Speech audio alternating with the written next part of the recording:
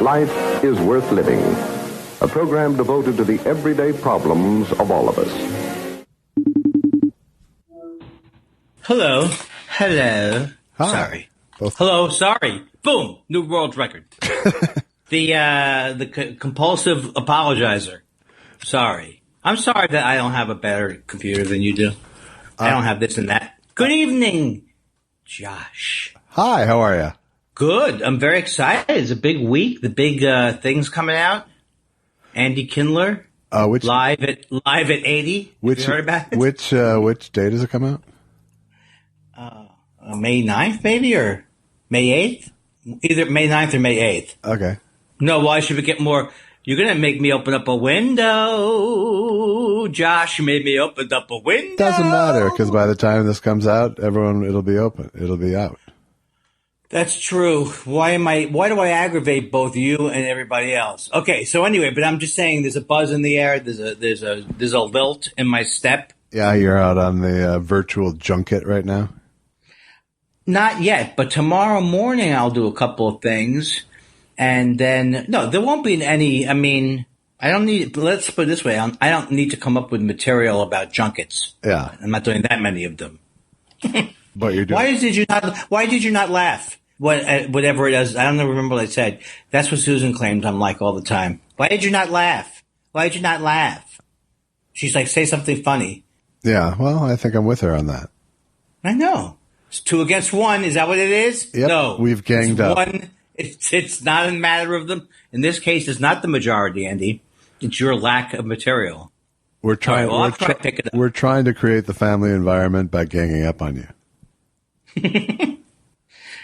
You don't want to do that. You don't want to. Oh, is that when you do the tough love thing? I hope you and Susan never do an intervention. That's all I hope. And then it's going to be for pot. I hope we never need another one. It's going to be for pot, though, I think. I think that's the leading candidate, unless it gateways into something worse.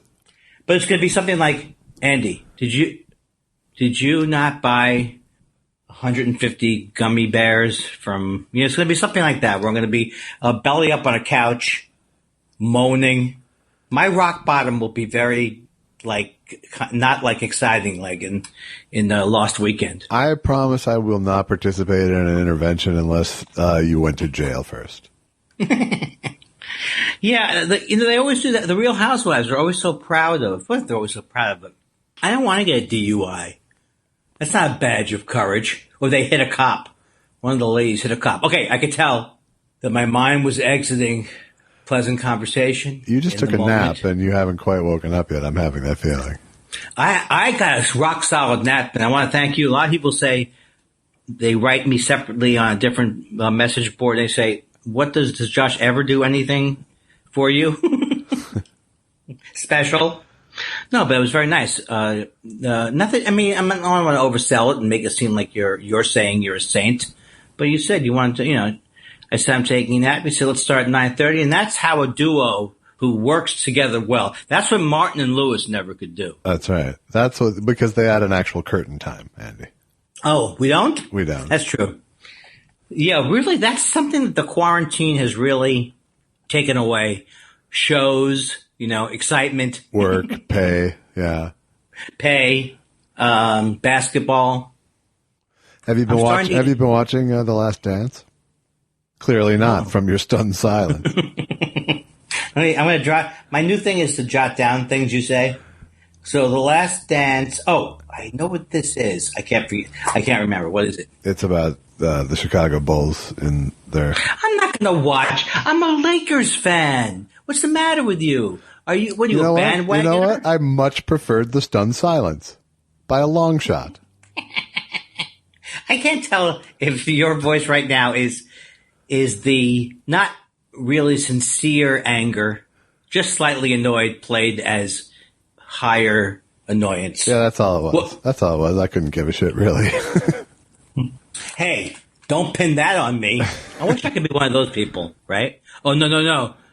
You want to project that? That's one of those people who says everyone's projecting. That's what I would like to do. Yeah. I don't know what I would do with that power, but it seems like you can always keep people on their back foot. Right. How was your weekend? Did you have any? There's no sporting events. You didn't go to the beach. First of all, what is this thing? I don't want to go to the beach. I never want to go to the beach anyway. Why do people have the urge to go and be in close proximity to other people? You know what I'm saying? Am I making sense, or should I get off of it? I'm on my soapbox. Yeah. Well, some people do crave human contact, unlike us. But even during a pandemic, you could get killed out there. I'm with you. Yeah. There's a lot of people who don't watch a lot of news, and they just think it's all silly. I also think there are a lot of people who don't understand. I'm not saying I ever understood the word problematic till I looked it up. But if you have a building and it's a 6-foot elevator in the building or you can't be in the elevator then. That's the problem with some of these ideas. Like the restaurant idea just sounds creepy to me. Right now it does. Maybe being in a plexiglass booth will sound good soon. I think we've all come to peace with the fact that Andy Kindler is not going to be in the first wave. I am missing sushi. I know you are. And does Nozawa those places? I'm sure they are. I just can't do it. Can't do it yet. They do deliver, yes. Have you gone down that road? I've had food delivered probably half dozen times in the past 2 months. That's still not a lot for we were veterans. Oh God, yeah, that could have been a month ago. We had coupons. Yeah. We had Grubhub competing with Caviar to give Postmates. Well, I've had the extra handicap of I don't have a working freezer, really. You know, I'm glad that you brought this up. And this is the kind of thing that I really don't think we would have ever gotten into had there not been this horrible economic shutdown of our freedom, man. Yeah. What happened to your freezer? It's just not working very well at all. It's it's just cold enough to like keep ice frozen, but it's not, you can't count on it for food preservation right now. So. Wow. And the problem is it's like a Sub-Zero built in, but super old.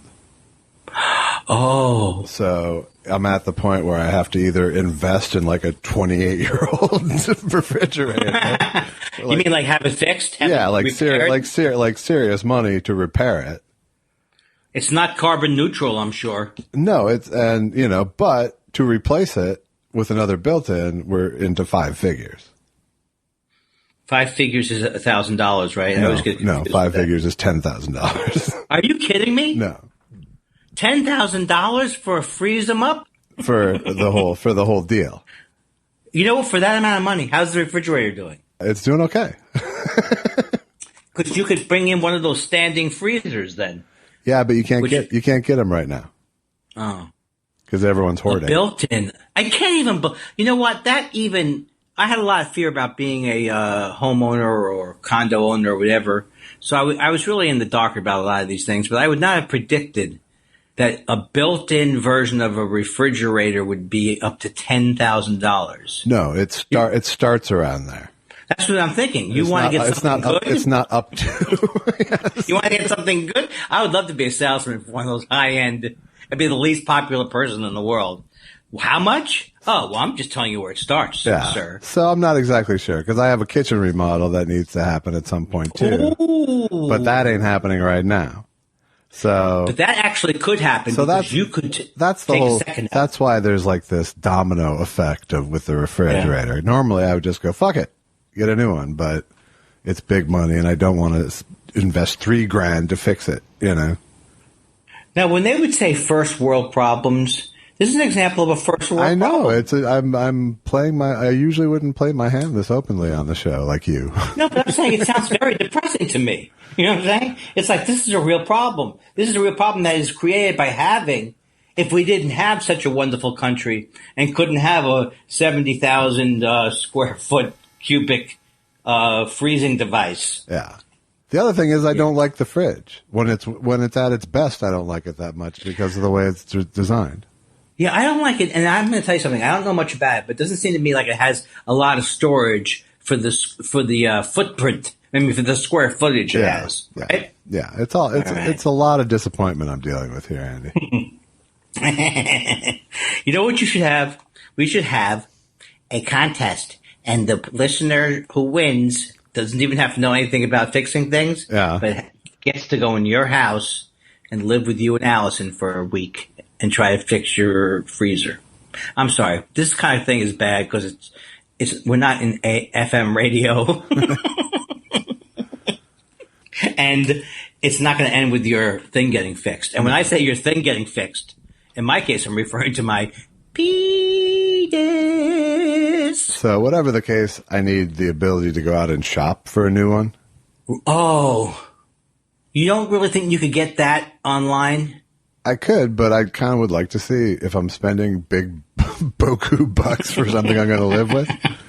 Then yeah, I'd like to lay hands on it first. Like, hey, look, I got to come down there. I got to see what the hell I'm getting for $12,000. That's my salesman's voice. Yeah. Well, that is nothing but pain. Now, I'm not saying that's a symbol of the fact that we're all going into hell and a thing, but it's getting worse. This is where it started. I have never been in anything like this before, like a plague or a pandemic, but I don't know what happens at this point. Where there's been no testing, you know what I mean? It's like a crapshoot. It's literally a crapshoot. Allison got tested the other day. Cool. I mean, I'm going to say that she was negative, but maybe she doesn't know. She does know she's negative. That makes me very happy. And so that's one. That's one. That day, she was negative. On that day. Yeah. That's right. Yeah. Oh, so she was negative that day. Send her into a beauty salon. Right, exactly. Send her over to a... Right. Hey, you know what's probably not doing well these days are those hugging booths. Yeah. Which ones are those? No, I'm telling you, there was a thing going on online that sounded good at the time, good to me, but I knew it wasn't going to happen because it sounds a little dicey. Is you go to a thing and you hug, and someone hugs you for a half hour. Yeah. That's not flying off the shelf. No, it's not. Do you think it's like one of those things where it's like a prank that's someone like a Baba Booey level prank that some states started with the most intimate type of things? Like, we'll start with the Brazilian wax places will open on Thursday. Right. And then it's going to be Bikram yoga on Friday. I wish I could come up with funnier examples. The thumb wrestling studio. The Sweaty Palms Rotary Club. It's just the Touch and Feel Museum. The touch and feel and the smell dome.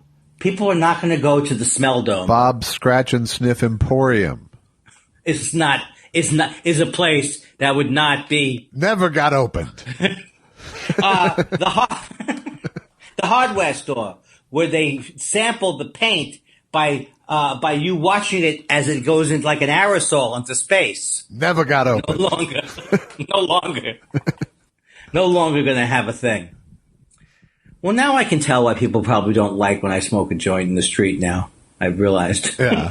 They can. As it wafts. Yeah. If they can smell it, that means, here comes tubercular, this guy. If they can smell it, it's like, that was in him. That's right. Yes. You don't want to bring up, when you're going around people, you don't want to bring up anything that can remind them that you could be too close. No, why let them visualize your spray pattern? Yes, that's why, since I've upgraded my cologne over the last couple of years. Oh my God. Spray pattern. I got stuck in the middle of a bad joke. You know what that's like. I do. I do this show too. You know, I realize I realize now that I'm addressing my ego, right? Yeah. We've talked about it before. So this last weekend, I really was like, couldn't think of anything that I could legitimately tweet that wasn't some version of, hey, did you know I played chess for a day and a half, or here's a picture of me operating a power mower, whatever it was that used to be. So now I have to, in a way, re-examine everything. Not really, but I do in a way. I can't seem to, so here's where the ego comes in. Okay. I got the thread of what I was going to say. So I'm excited that my album's finally coming out. I'm excited about it. That's okay, right? Yes. But if I build up into you really could make some serious cash on this. You know what I mean? Perfect timing, Kindler. It's finally going to turn up clover or whatever it is. Right. What's to stop you from making 500,000 people? Whatever the hopes getting up, or the thing that is more.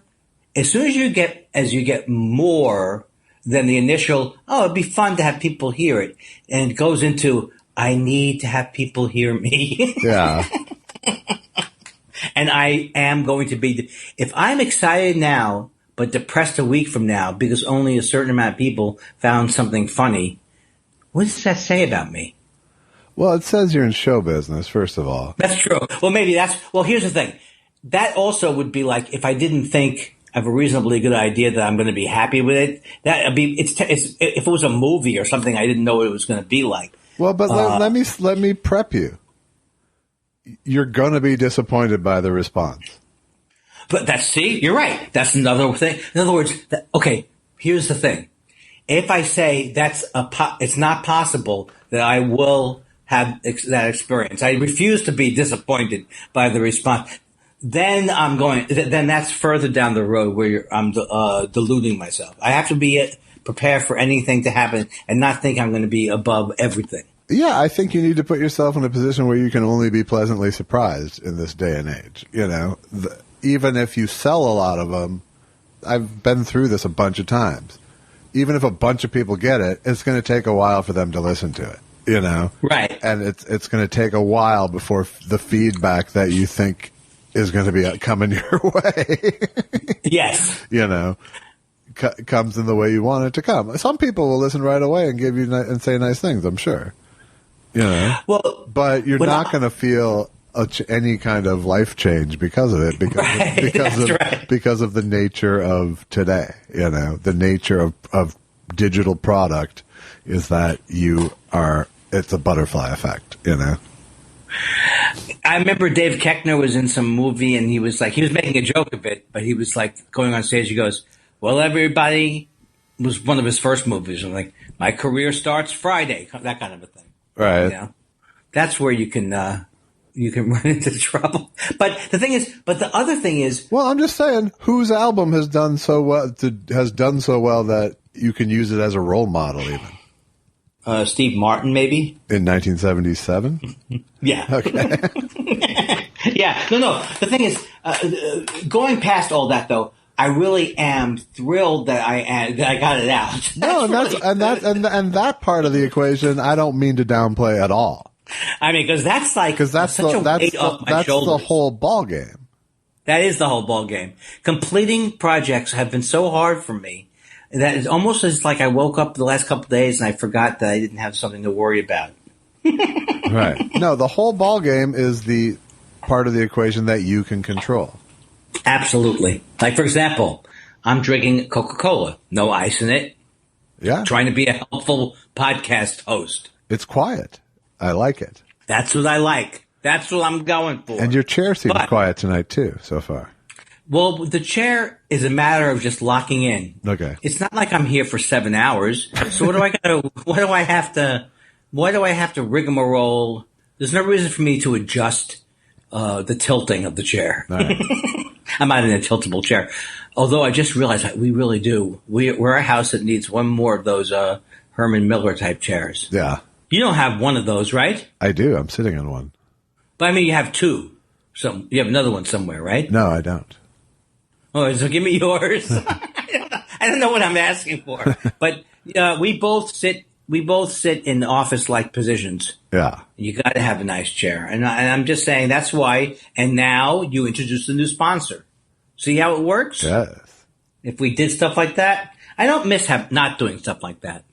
Not having sponsors and things? I don't miss not doing. At one point in my life, I fancied myself like a Steve Allen or not like Steve Allen, but whoever would do. Johnny Carson would do a joke or maybe Gary Shandling would as Larry Sanders do a funny bit about endorsing a product.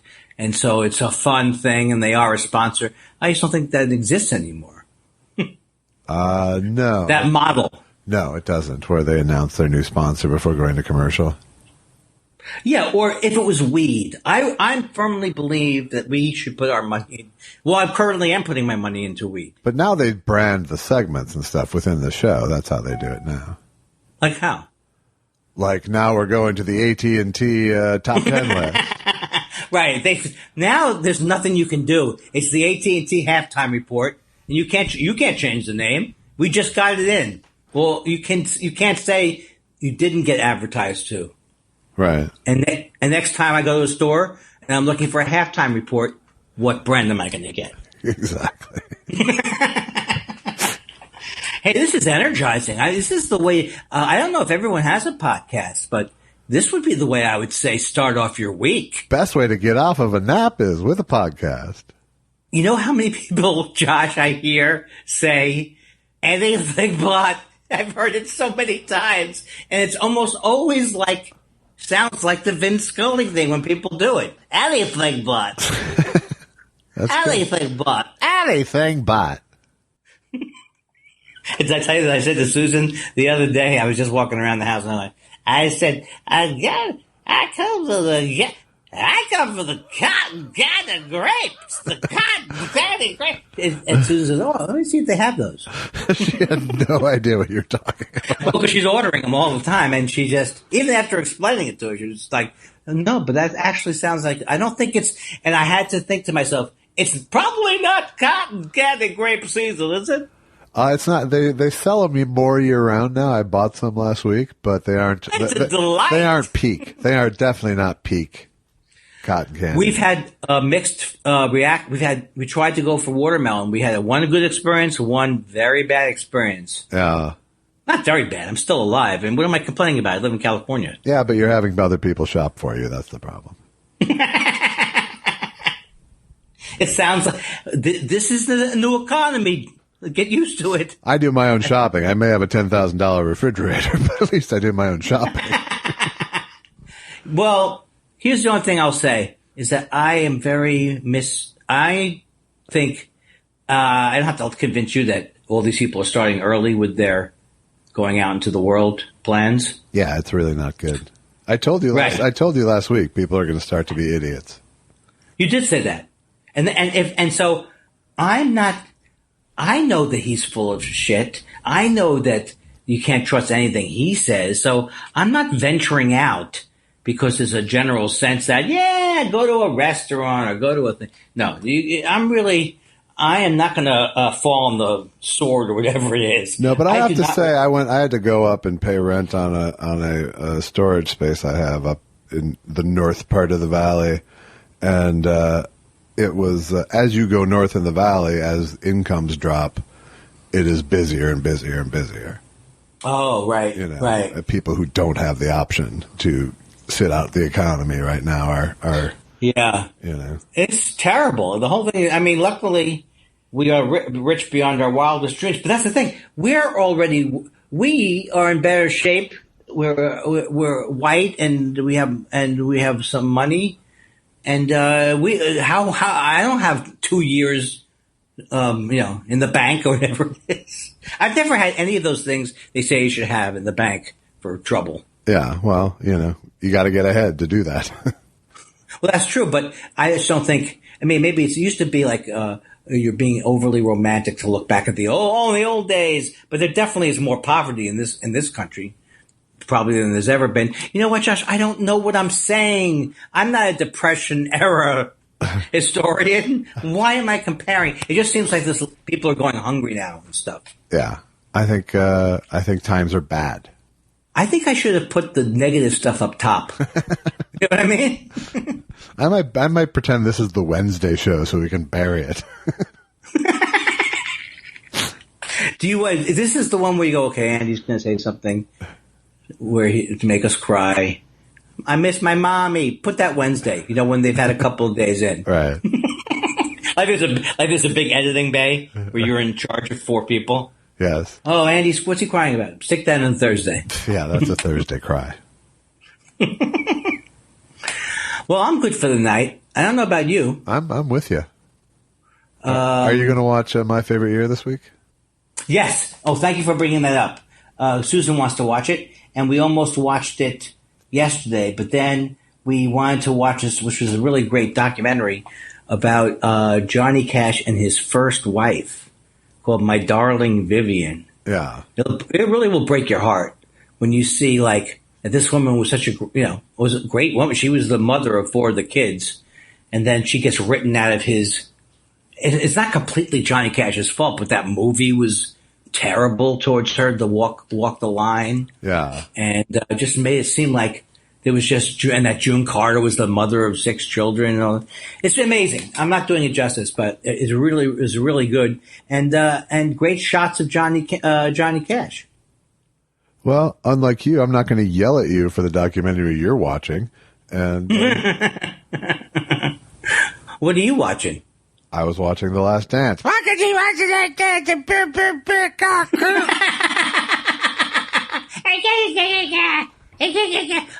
I pretend to be a Lakers fan.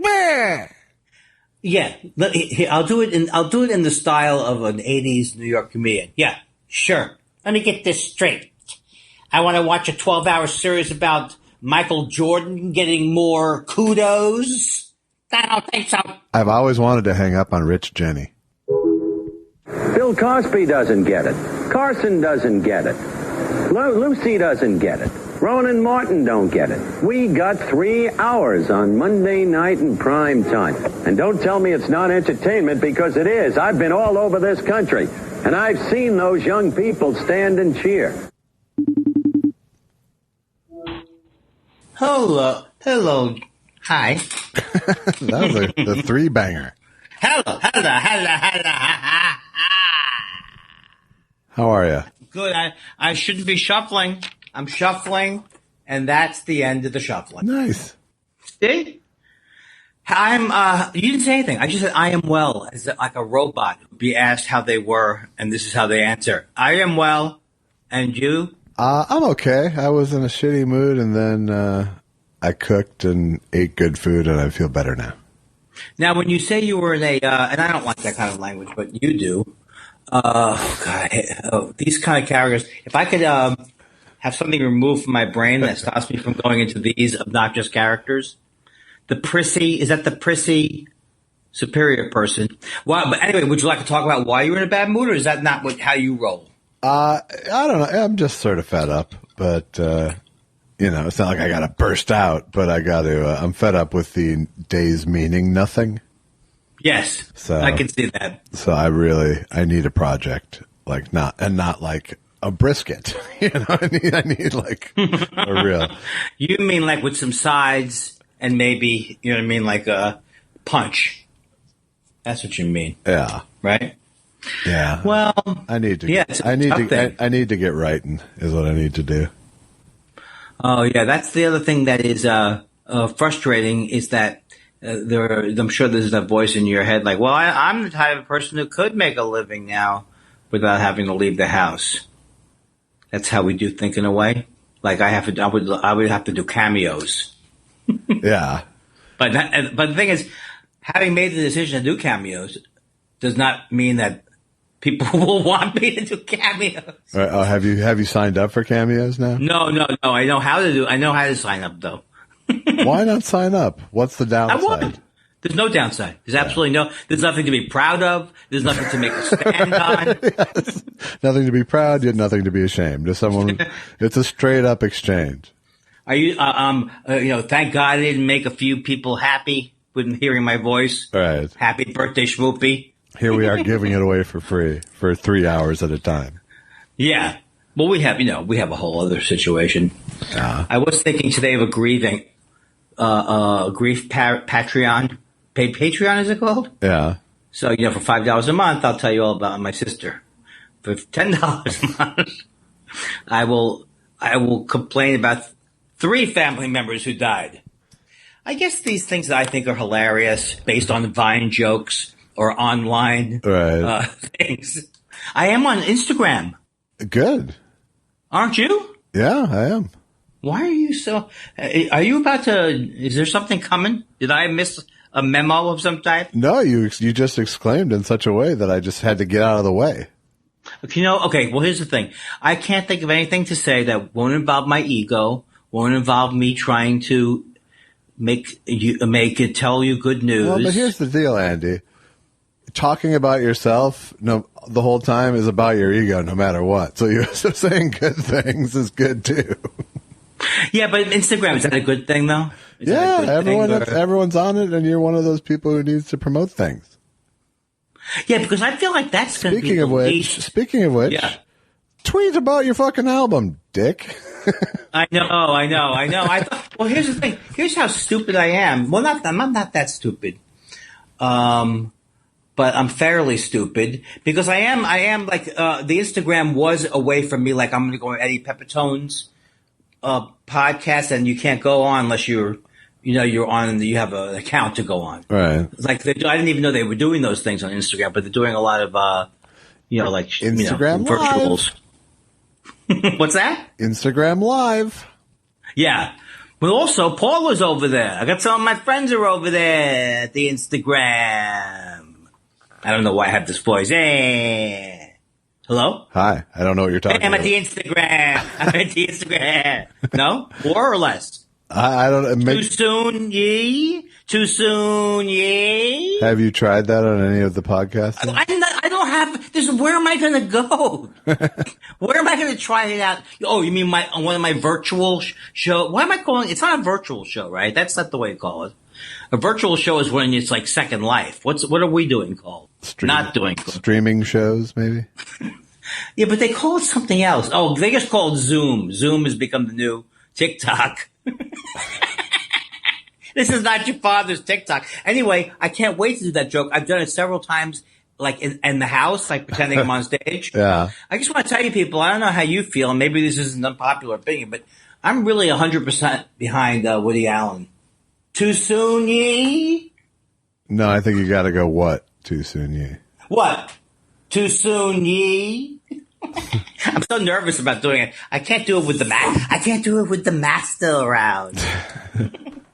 See how I'm even against your better instincts and encouraging me that you laughed at one of my what I call volume added humor. Yeah. Like not value added, volume added. Sure. One of these 50, 60, 70, 80, like for example, I wanted you to laugh at that. I wanted you to laugh at volume added. And that was also annoying, right? Yeah. I just don't have it in me is the problem.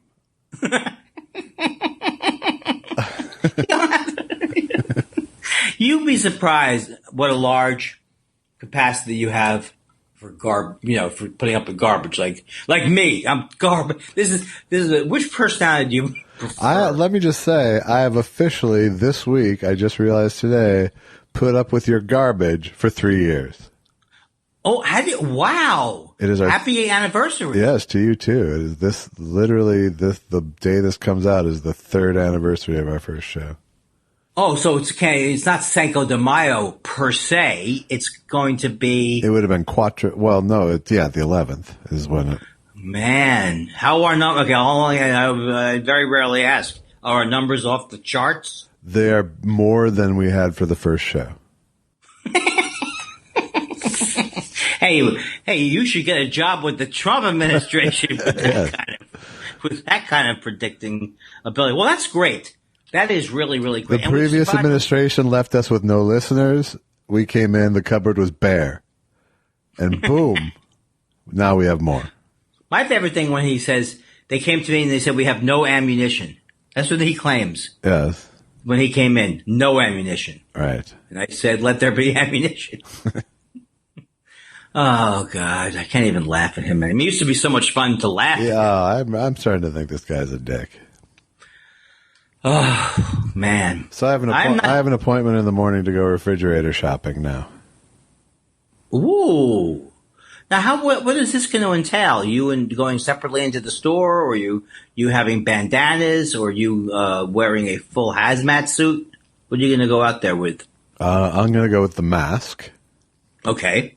Good choice. I'm checking it off a list. I'm going to go with the mask and the wallet. Hey, folks, let me tell you something. The only thing that's more powerful than PPE in LA is when you bring your wallet out at Best Buy. Boom! I'm Dice Clay for some reason. And this is how he would sound now. Hey, boom! Dice Clay! Best Buy! You nailed it. I'm not a good impressionist. Says you. You know what? I'm in a good mood. I had a very good therapy session. That's why I'm in a good mood today. Good. I was told that I'm doing well by my therapist. But, what is she going to say? No? How about the most unhealthy person in the world? It's not like she therapist. It's not like she has a third slot open.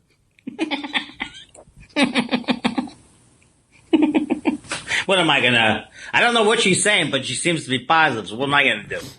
Go for it. Is this right around season ticket renewal time?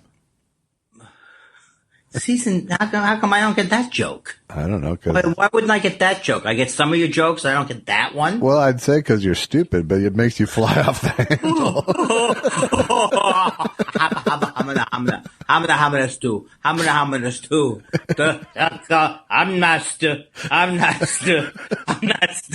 I'm not a very intelligent man. I like the fact that I don't even have problems with the world. I'm not stupid. I'm not stupid. I'm not stupid. I'm not stupid. I'm not stupid. I'm not stupid. I'm also not an intelligent man. Sir, and then when I get to the couch, Johnny's going to go, I got to tell you, Foster, it was a little confusing tonight. Well, my character tonight was going through you're looking at it from both sides now, Mr. Carson. I'm dealing with an array of insecurities, John. Yes, because, that rascal, I love him. How do you feel about your other character in your act? I really love, deep down, I love the rascal. Do you know that he also asks, you've heard the story that's probably not true, the apocryphal story about Shari Lewis asking for extra seat for Lamb Chop. Now, I don't know if it's true, and I don't want to do the legwork on it. But he would ask for an extra seat for his alter ego, his comedian alter ego. Really? Just so we could order extra drinks. Excuse me, I would like to have Tom Collins, and for my drunk friend. He'll have 2 Tom Collins. Sir, there's nobody. There's nobody in. Bring me 3 Tom Collins.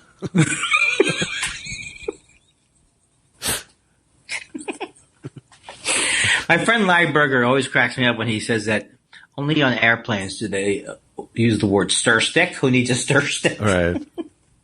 Maybe I've said that before. You know what? He told me to repeat the material. It's his fault. Oh, Larry says we're firing on some cylinders. On some. Yeah, he says thanks for the shout out and the bagel talk, but I think he's adapted I don't know if I should sue him or for taking my personality. So it's like you're firing on a various number of cylinders kind of a thing. Yeah, and I feel like I've invented that kind of. Yeah, no, I think you have some claim.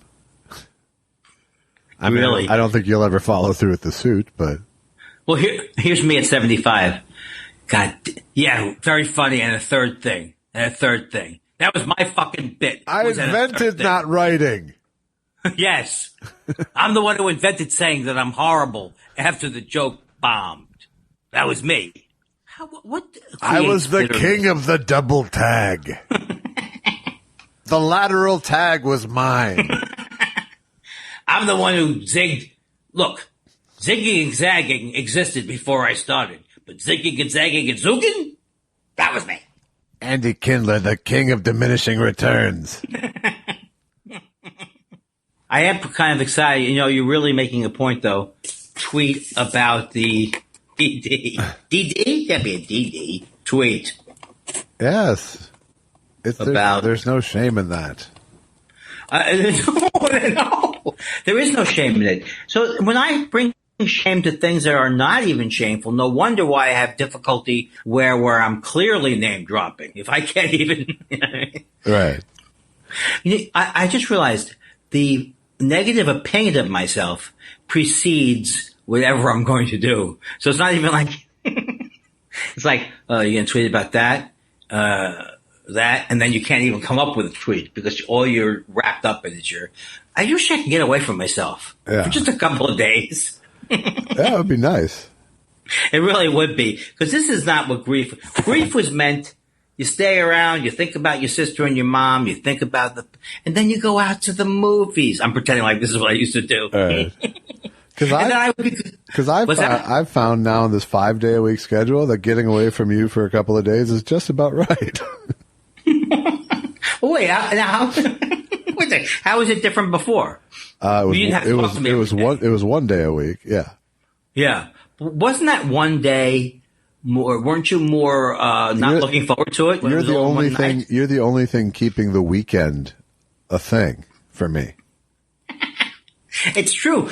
That's why I do think it's a good rehearsal for life. It might be, because it makes you feel like every day I say that. No, I'm actually really trying to use it as a not a meditation, but a thing where I realize that what I dread doesn't exist.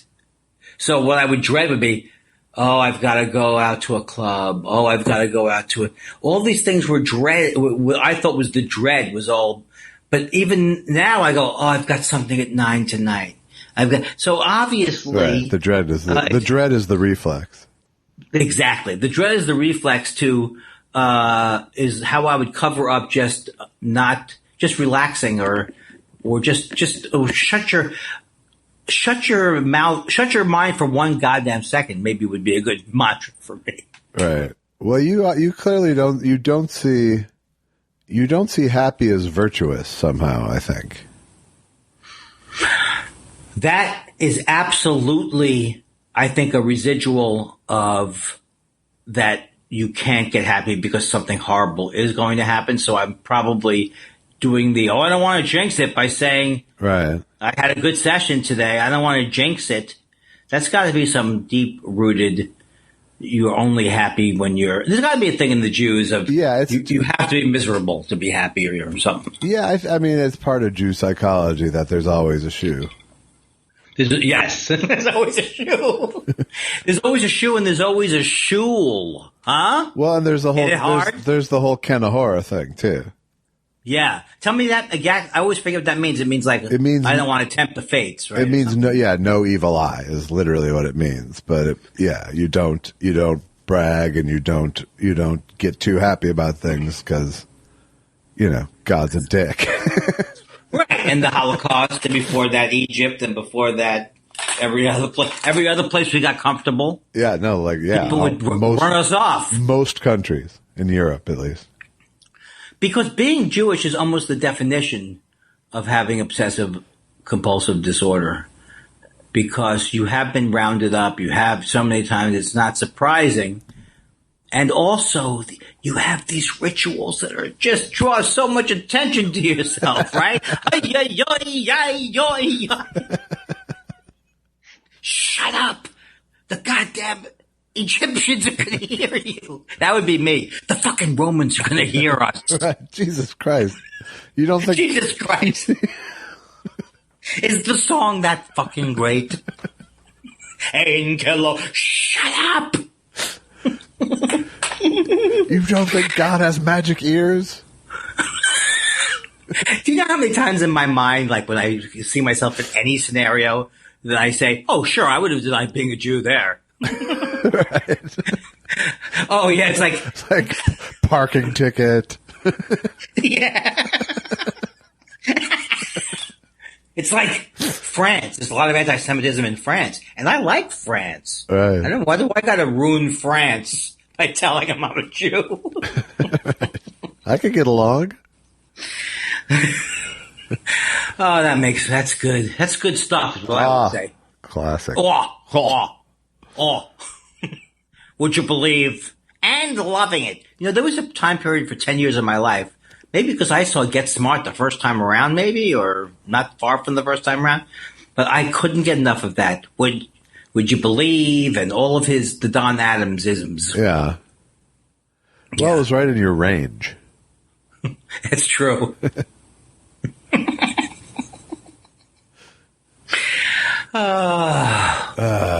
So I'm going for my appointment at the refrigerator boutique tomorrow. Where is the? I mean, you don't have to tell me where, but is it like in the? Is it like is it a display room? It's in Studio City. I'm not. I don't know. I guess it's a display room. Yeah. And then is there like is there a salesperson who's going to say you're basically going to pick out what you like, right? I think so. Yes, based on their website, at least there's some selection there. Once I started talking about it yesterday, two things hit me, which is one, okay, this problem isn't going to go away. I know what you mean. Should I put cold packs in the freezer? Right. And the other thing was, I'd rather fix it before before this podcast comes out, so no one gives me suggestions. Oh, that is so great! You really are going to avoid that, dear. What if James Mason was picking out? I will contain the saga to this show. Yeah. I would like James Mason to buy a refrigerator from Gregory Peck. I would like the French doors and the lower freezer drawer, please. You can't get the French doors with the lower freezer drawer. You can only get the... But I'd like the French. That's going to be my... Oh, I love it. I'm actually excited now because what bells and whistles are there now that they didn't have? That I'm not looking for any bells and whistles. I'm looking for will fit in the hole, and yeah, and I want the upper door French doors with the lower drawer freezer. That's what I want. No, but have you checked with the wife? What does she think of it? She doesn't care what you do. She really doesn't. But no, yeah, there are many things on which she's very happy to follow my lead. Yeah, she doesn't worry about the aesthetics. And that's not me being a bully. No, I understand that. That's total abdication. What did I say, honey? Women aren't good at choosing refrigerators, honey. Just stick to what you're good at. I guess making baby. I don't know. I'm trying to figure out what kind of a misogynist would this be. I remember when I was trying to involve her, like when I redid the bathroom, and I took her to the store to help pick stuff up, and she just froze up like 3 seconds inside the door. Is this froze up social anxiety thing? It wasn't social anxiety. No, it was a mix of I don't give a shit. Well, has she ever tried to explain something she loves, like coffee, to you? And has she ever experienced that side of you? No, I wouldn't have married her if she did shit like that. Susan made some enchiladas yesterday. Oh, they're so good. Good. Nice. We've been doing a thing where we get a whole chicken, and then we there's these New York Times recipes are like basic how to cook a chicken, and they work. They had their basic tomato sauce for Italian sauce, and it's like this newspaper's pretty good, Josh. That's all I'm saying. Is that the can of tomatoes, a bunch of butter, and a half an onion sitting in there? It's exactly what it is. That's a great sauce. It's so delicious. It would have killed me to have tried to get help earlier. I love that sauce. I made that sauce last week. Oh, it's so cool. Well, here's the thing, is that I'm in a position where we're trying every gluten-free pasta available, and some of them are terrible, and some of them are unbelievably good. Okay. It's so weird. It shows me, like, I'm probably the last person to realize that, it's so much about, like, the consistency of things, like eating what I like to eat. It's like, if it's the consistency is good, it adds to the taste. Yeah, you don't always know what you like about foods until it's taken away. Yeah, so. Oh, and I'm down to seeds and stems again too. I'm down to 2 bagels. Oh yeah. And I'm savoring them. This is the most boring thing I've ever said. You know why that was the most boring thing? Because it was a tag onto something else. Hey, you know what I wanted to let you know, Josh? I'm low on those bagels we got from Essa Bagel. Right. Isn't that interesting? It is. Well, now you know where to get them at least. I wish I was your next door neighbor, and I wish I was the guy who, for some reason, bothered you. I don't know why. What would that be like? Like coming over at all hours in all the wrong ways. You live 3 blocks away, and you're afraid to come by my house. Well, I almost How yelled would at the you, house. the question is if you live next door, how would you figure out ways to hide? I know. That's exactly. They would be so terrible. I'd be like, spend half the day. Is Allison walking this way? Josh think I'm not coming over? Oh, my God. Oh, my God. I would probably have a heart attack at 3 minutes after 8. You would. If I wasn't able to get one house over. I don't know, but I'm very comfortable with that kind of a thing because that's what happened on the Dick Van Dyke Show. Jerry was his good friend. He was also a neighbor. Yeah. I like that kind of a thing, except in real life. And an irritant. Yeah, he was a little bit of, well, Millie I liked a lot, but Jerry! Yeah. How much can you like a dentist, really? Yeah, that's true. And he was the most, first of all, he was the most personal, he was the funniest dentist, I think, in the business, Jerry Paris. He died not long after buying a stereo from me. Oh, okay. Well, then you killed him, I guess, is what we're saying. And he died at age 60. Can you imagine if that had happened to me? I'd be dead already. Yeah, we wouldn't have had this show. The world's stupidest man. Can you imagine that? If I was... Oh, you know what we got confused is that he had his real first name. That's what confused me. I knew that, but I forgot it. Peter Bonners was the Jerry, the dentist. Yes. Okay. Who also did a lot of directing, too. Yes. And we'll be back with TV Time. TV Time. We'll be back tomorrow with more Get Your Jerry Straight. This was a lot of fun. I think we're really hitting a thing now. A thing? All right. Well, a rhythm of some type. Sure. I still have not watched the movie, but I will watch. I have a good feeling it's happening. Watch it tomorrow because Wednesday's a good night for the movie, I think. Oh, to get over Hump Day. Yeah. Okay. I'll do that. And don't think you can phone me with hanging up because of the main. When I put that tape on and looked at 77, holy Christ, I didn't even remember doing that telethon. I didn't remember. There's a period between 73 and 77 that's black. I don't remember making the 4 films that I made, the 5 telethons. I don't remember the 12 weeks that I appeared at the Sahara Hotel in Las Vegas. I don't remember the Royal Command performance for Her Majesty and the family. I don't remember my opening or the 15 concerts in France. I remember nothing from 73 to 77. So I like to look at those years and see what that man was. How did he get on that stage? But by God, he performed. He did it. Hey, champ. How's it going, champ? It's going fine, boss. Nicely played.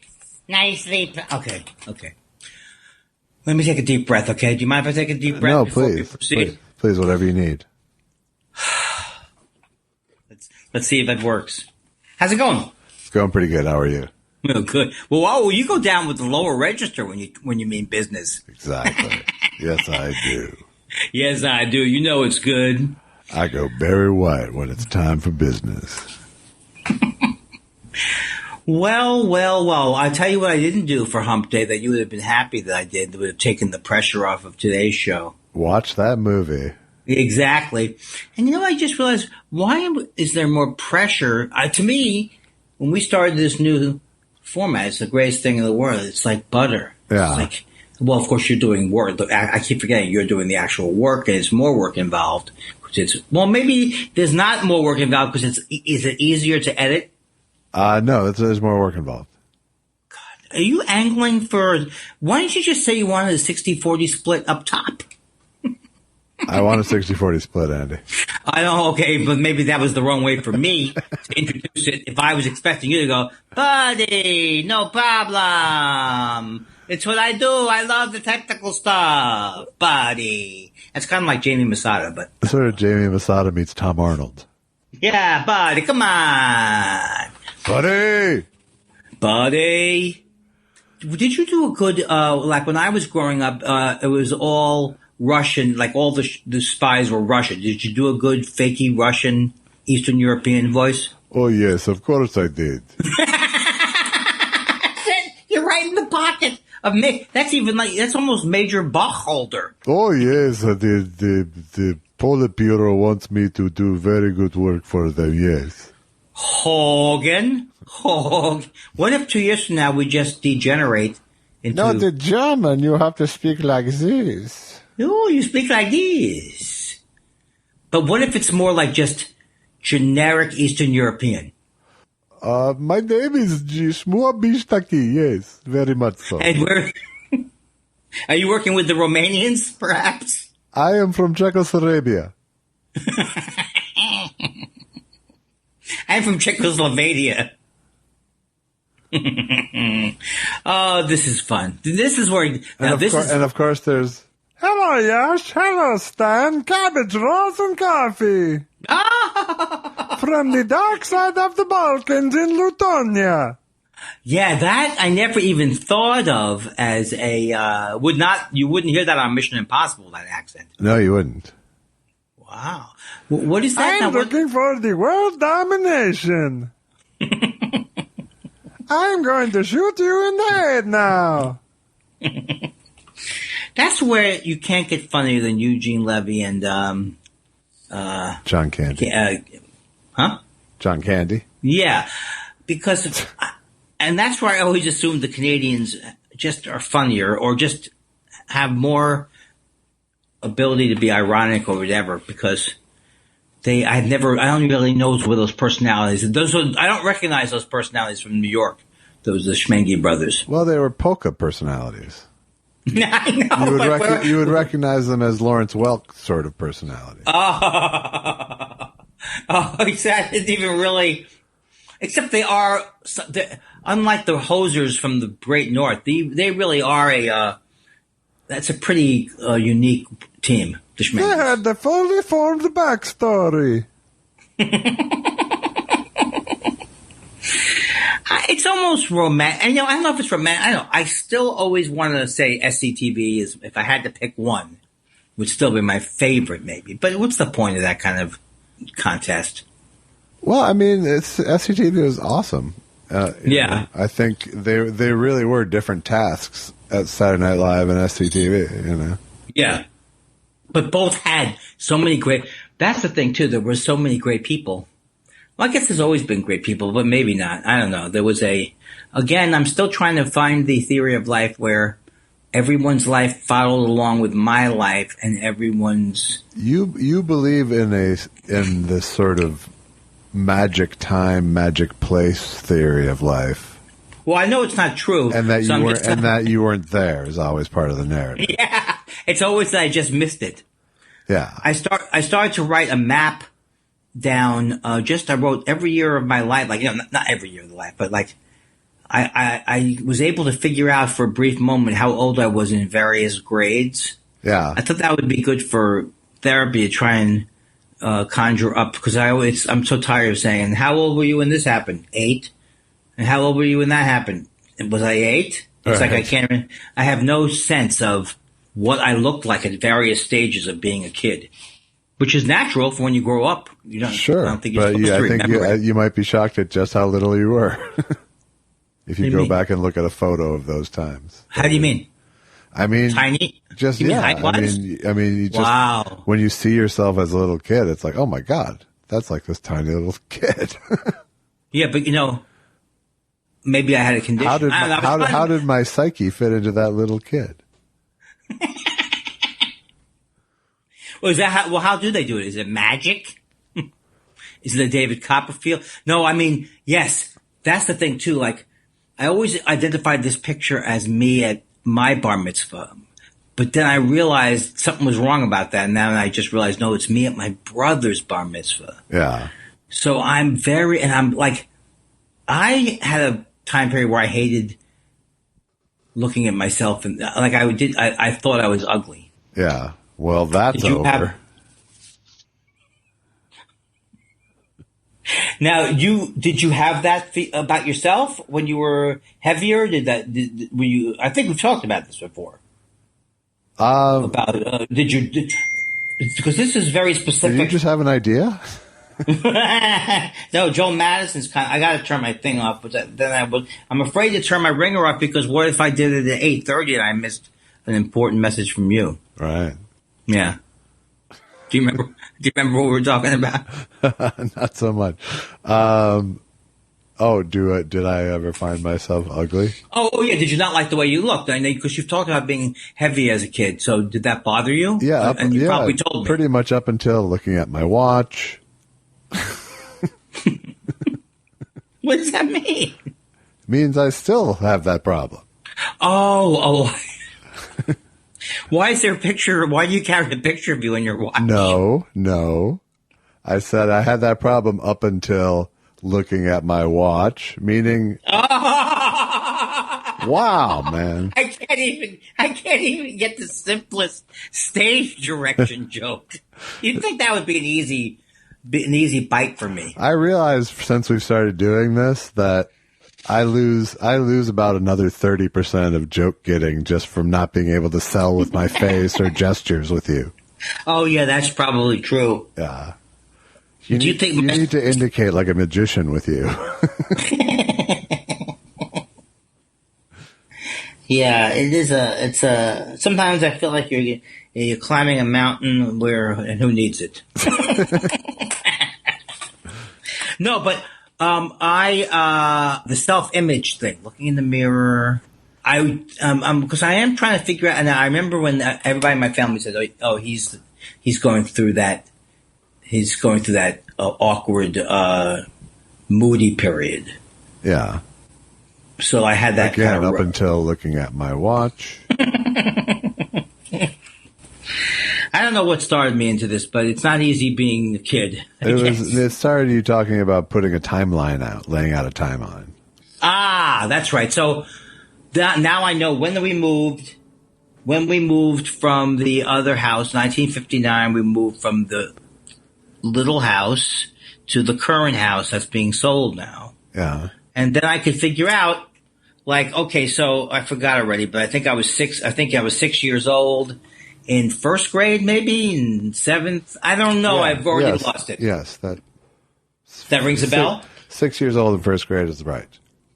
But then I couldn't figure out if I went to nursery school 1 year or 2 years. Not even everyone went to nursery school when I went to nursery school. Right.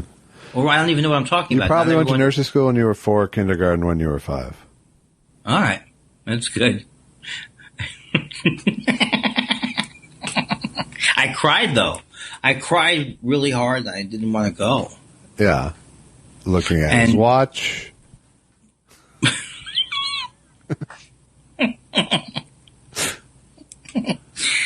But now that I hear, but that was in the story in the family was. Isn't that amazing how far back the dread goes?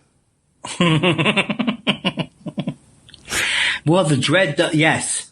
Except back then, when I remember crying on the way to nursery school, there was no two ways about it. I just wasn't going to go.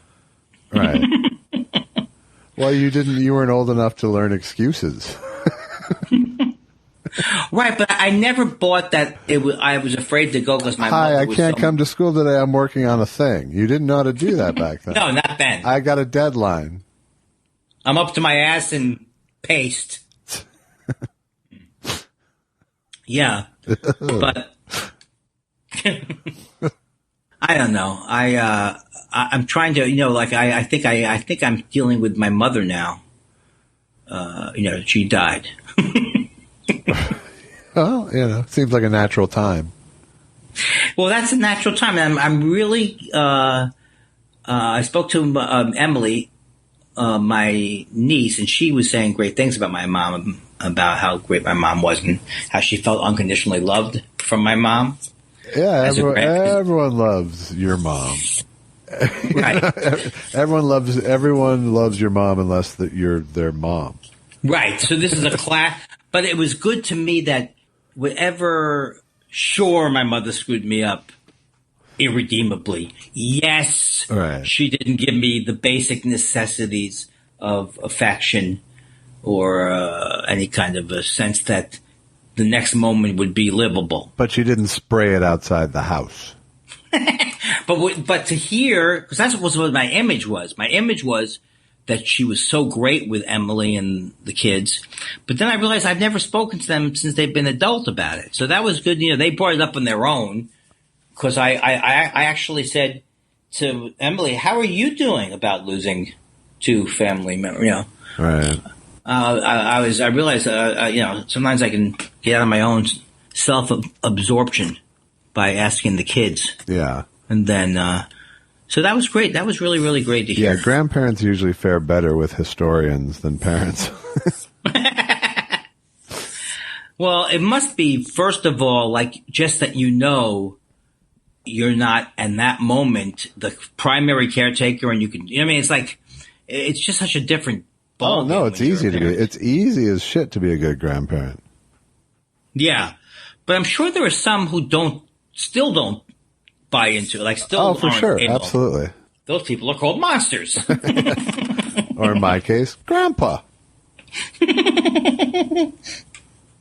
Yeah. So, but what I guess the thing is that not understanding, I guess I'm just not, I'm trying to feel everything so I can not remember every minute, but I think I spent so many years of repressing every thought I had that I never really. I always think of what Dana Carvey said when he was on, I think, Mark Maron's. He had a horrible, horrible relationship with his father, and his father was just a horrible person. And even when his father died, he didn't even really make up with him, but his wife made up with him. Right. And he said when he first left his house, he was so thrilled to be out of the house that he never looked at how painful it was until later. And I feel that way too. Like, I was so excited about being able to be on my own that I didn't want to stop at that point and go, oh, let me look and see how I don't think traumatic life. But I think the real demarcation is she's dead now, and I think that's a whole different context to feel these feelings and examine these things, because it's, in some ways, it's safe to now, Yeah. No question about that. Or just remembering. There's no risk you're going to pick up the phone and bawl her out for it, or, whatever. It's like, there's no risk. Yeah. And I also can examine how my whole life I really was always nervous about what she thought and what everybody thought. And, I'm sure I've said it on the show before, and but it's like the one piece of wisdom I feel like I gained from my parents dying, which is, the relationship continues. Yeah. That's interesting. That's really cool. Because I still think I have a lot of anger in me. I mean, obviously I must have so much anger in me because I'm so angry. I mean, not so much now, but I've been so You really put it angry. together there. Well, I never put it. I mean, it seems like, oh, you didn't get that you're like the angriest man on the planet with your comedy. Like I didn't. It's like I didn't get the part of that. At some point, you really do have to face like that. You need to forgive yourself. You need to forgive. You need to not to do something with the anger, other than either make up to people and never get angry. Thinking you never have to get angry again, or all those things which aren't really true. But putting more thought into. But I think it does. I mean, it seems to really start with forgiving yourself, because then you aren't angry at others for hating yourself, It really does. And I think it's 100% true, because when I was on the road, when I called you that last time when my mother was dying, it was really, I could not get off. I literally could not get off of my own neck. I couldn't, if you had told me that I had killed my whole family with a gun, that's how it felt to me. Right. When I was just that upset. Right. Like you were feeling irredeemable. Irredeemable. And I don't know why I always feel like, I bet you don't get to that point. But I don't, I really, I to be honest, I don't, and that's good. But we've talked about it enough with you that I see that's your weapon, against yourself. I mean, I can't tell you how many times over the last week I've said to myself, you are really now going to buy into this new notion that there's no reason for you to panic about anything. It's like, yes, you might die from the coronavirus. Yes, you might have but it's like your whole life you've been going, oh, I can't wait till my pensions kick in. And it's like, right. I mean, I'm not like looking forward to retirement, but I'm looking forward to getting to just living without that feeling. And I think I don't have that feeling anymore, but it was so omnipresent it was so much a part of my life to panic. Sure. It just seemed like a natural thing that how could I not panic in the situation I'm in? Right. Well, and it almost feels like action. Yeah, it does. Yeah, it does. But it's not. I guess it works when you're 9 and your mother's going to come, whatever. Right. But it does not work.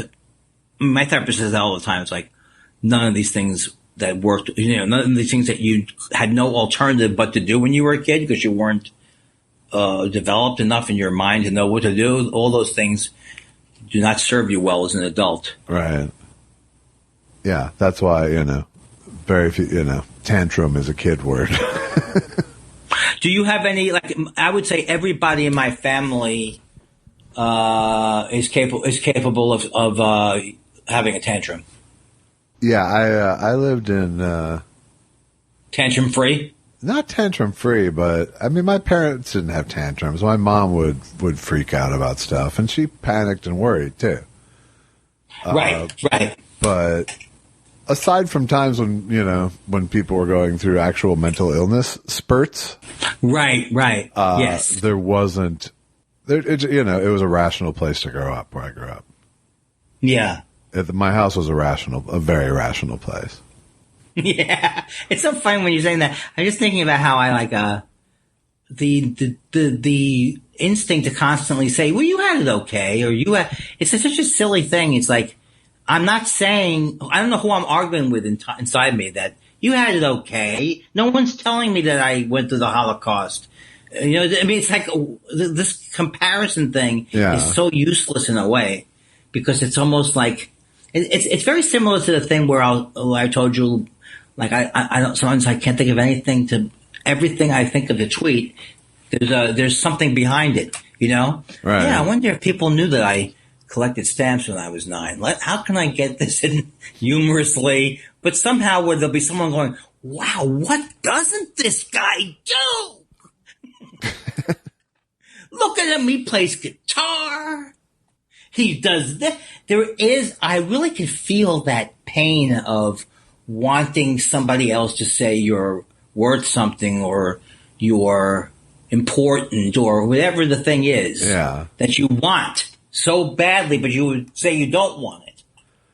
No, I want it to. I feel underappreciated. Right. I mean, we've talked about that with you a lot. Not a lot, but because I think I normally we're normally trying to get me off the ledge. But I think that is endemic to anybody who does what we do, first of all. Right. And secondly, it's a huge injustice against me. But but that's the thing. But I also, at this point in my life, it's like, my ambitions are only creative, really. So it's I have to. If I want to feed that part of myself, I then have to also wake up another part of myself.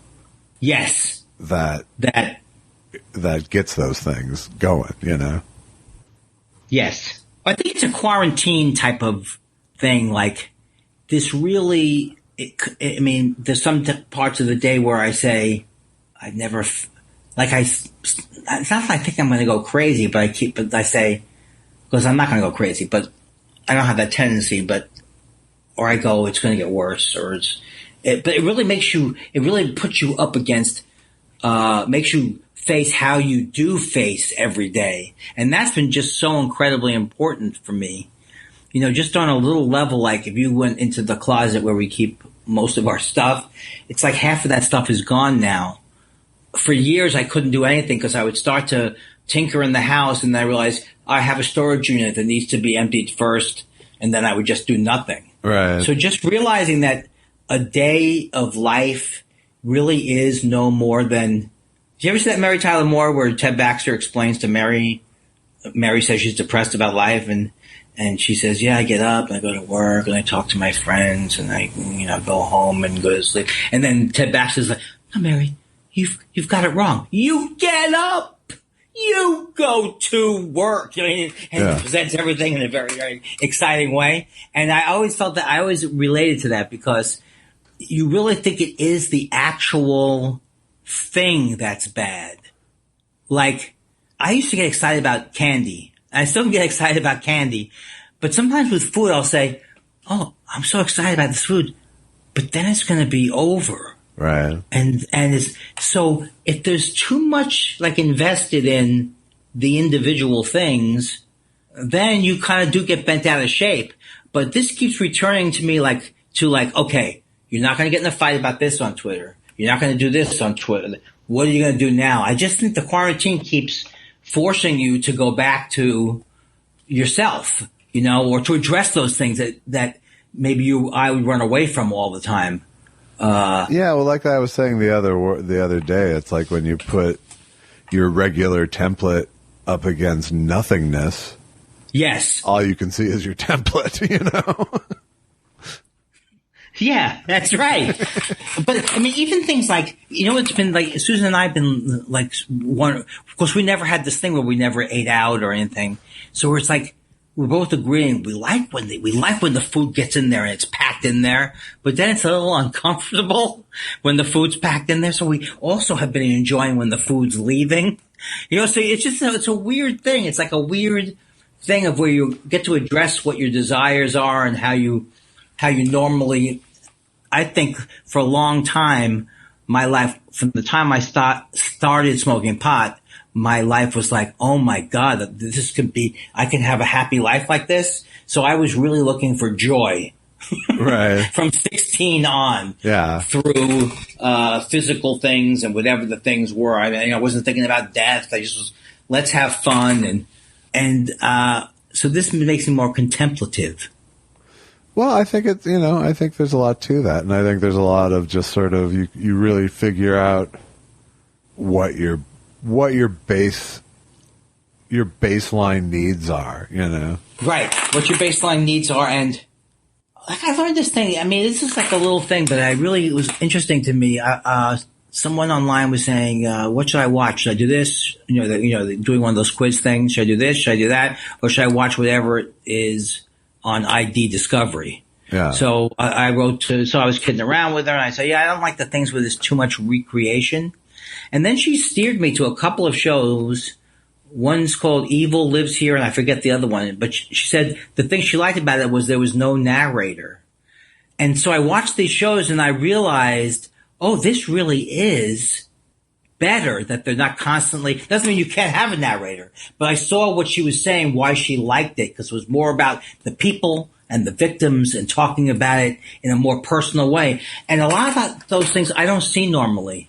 I don't see it. I'm not necessarily good at analyzing, or I'm afraid to analyze, or I'm afraid I'll ruin the magic by thinking more about it. But this was a case where I was like, oh, now I could actually go to ID Discovery and have some guidance, about why this is better or why this isn't. I know it's small stuff. Well, but it got you thinking. That's good. That's hilarious, Josh. It's so good. It's like you're talking to the most mentally disturbed person in the world. Well, yes. What was the point, Andy? The point was I was thinking about stuff. That's what I was doing. Shark Tank. By the way, I did in fact watch My Favorite Year again, and I will tell you right off the bat, it's a delight. It's still an absolute delight, and you should love it.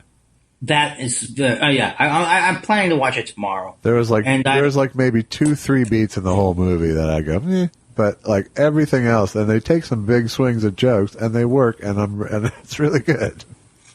There's a guy in there who's eating Chinese food. Who he's trying to show someone a movie. Yeah, that's the main one. Who's that actor? It's Mark Lynn Baker.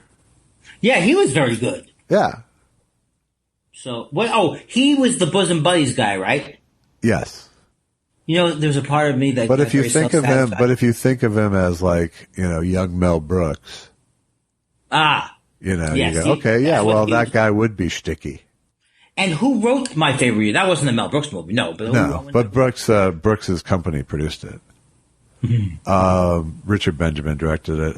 Dennis Palumbo, who did the story and co-wrote the screenplay. I can't remember the other writer, but Dennis Palumbo is a writer who ended up being a therapist. Wow. For years, he wrote a column in the Writers Guild magazine for years. And did you like his column? Yeah. You know, it was always about the psychology of being a writer a lot. So.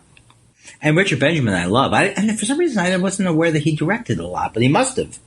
Yeah, he had a big spurt. But yeah, I was really pleased at how well it held up to my nostalgia. Well, I certainly hope. Oh, you saw it yesterday? I watched it today, in fact. Wow! So you're ready to go, baby. You're ready to. But man, did I remember? I mean, I really remembered it like incredibly well because I've seen it a lot. But things still hit me, which I was very surprised at. Peter O'Toole sounds to me like he would have been the quintessential person you'd want to party with if you wanted to go down the hedonistic road. Absolutely. And they always, who did he hang out with? Richard Harris a lot. That was, I think, one of his main lifelong drinking buddies. Man, those guys knew how to live. They did. I don't know why I'm saying. Hey, you know, and many people have been pointing out the ubiquitous birds, and I keep reading different theories about it. Sometimes it's because it's quieter, or sometimes I don't know. Some of it could be hummingbirds. Yeah. No, there is definitely a richer bird audio tapestry of birds.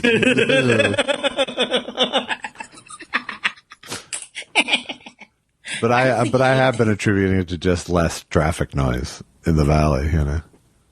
Neither one of us would ever be capable of saying something is like sincerely, that music was delicious. You know what I mean? Yeah. We have an allergic reaction to pretense, but doesn't mean that name droppy doesn't make an occasional visit. Oh, I see you're watching TV there. Oh, I know him. He also wrote for Teenage Witch. He's a very good friend of mine. Shut up, man. Just shut the fuck up. That's one of the, I'm still, I'm almost through, Alan Zubel's book, and that my one fault with it is that, you know, while those books have to be name droppy. No. It's not just name droppy, but it's like every name gets the list of their credits as well. Oh, I see. Yeah. It's a tough thing. It is a very tough thing because I never realized how much of me is like, oh yeah, I know what you're talking about. I also am quite a wine connoisseur.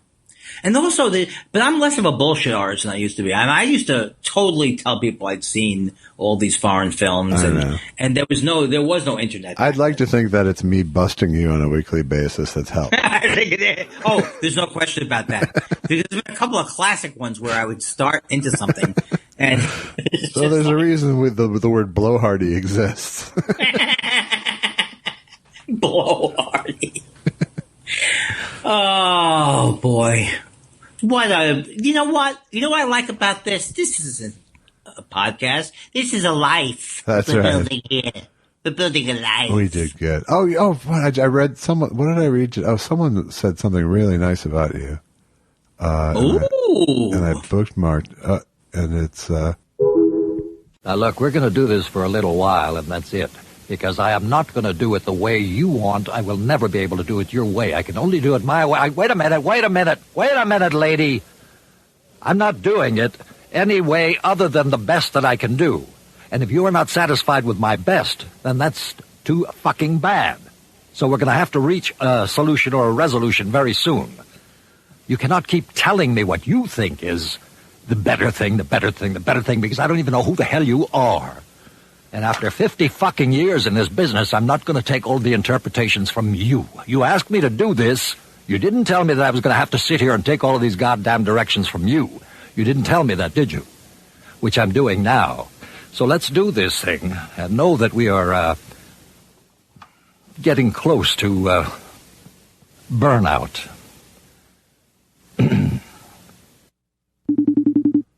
All right, I'm thinking 2 hellos. We'll just get 2 hellos tonight.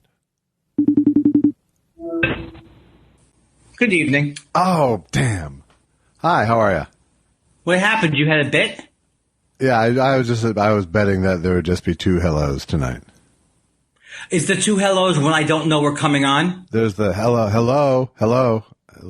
We had 3 this week, so I was just rolling the dice, but once again, you've confounded my expectations, my impish friend.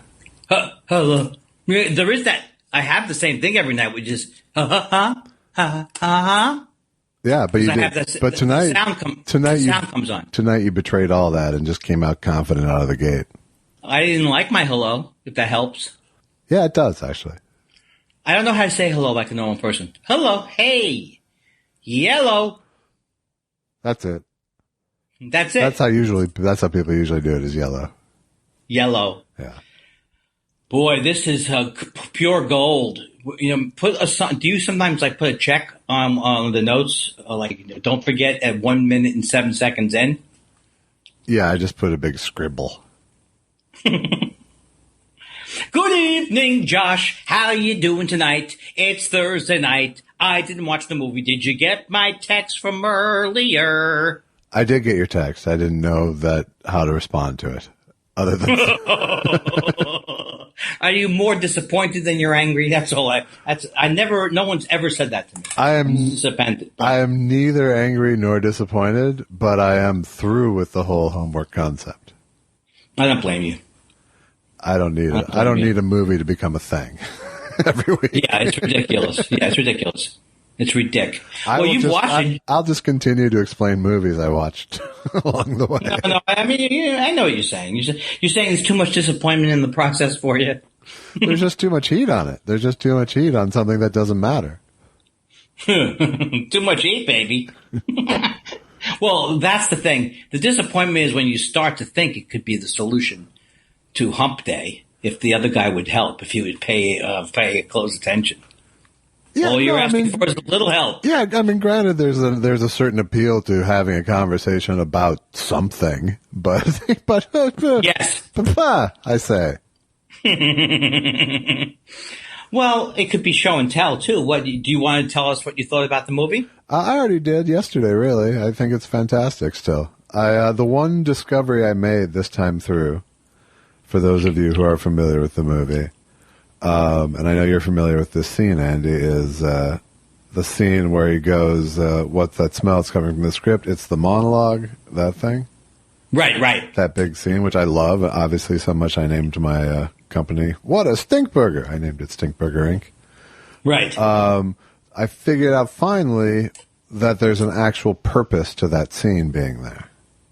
Oh. Which is when the show actually starts in the third act, he's fighting with henchmen, and we need him to enter during the Boss Hijack sketch, which is if there was a monologue, you go, "Where's King?" and he's missing his monologue. But since they took that beat out of the thing, because normally a show like that would have an opening monologue by the host. Right. So they answered the question of why didn't he have an opening monologue, because he hated it and cut it in the first act. So now this whole thing can happen around this sketch that they've been talking about the whole movie. Is this like more of a behind the scenes thing? Yeah, no, it's totally a screenwriter. Oh, I figured that out. Why? It was just a screenwriter thing. Yeah. Wow. Like it wasn't just a funny joke. There was actually a story reason that they put that beat in the script, is what I'm saying. And it's hilarious. Yeah. Can I ask you this? The one scene that I remember really hating in the movie, and the only thing the one scene I can't, is more during my judgmental time period, which I guess it still hasn't ended, but at least I'm more aware of it. But there's a scene where he's eating Chinese food so loud in bed that I wanted to strangle him. I wanted to climb into the screen and strangle him because it just rang horribly untrue to me. And now tell me what's wrong with me, because I'm sure it's a much better scene than I thought. Well, first of all, the scene that you're describing doesn't exist. He's actually not in bed. He's on a date with his girlfriend in the office. Am I mixing up two movies? I don't know.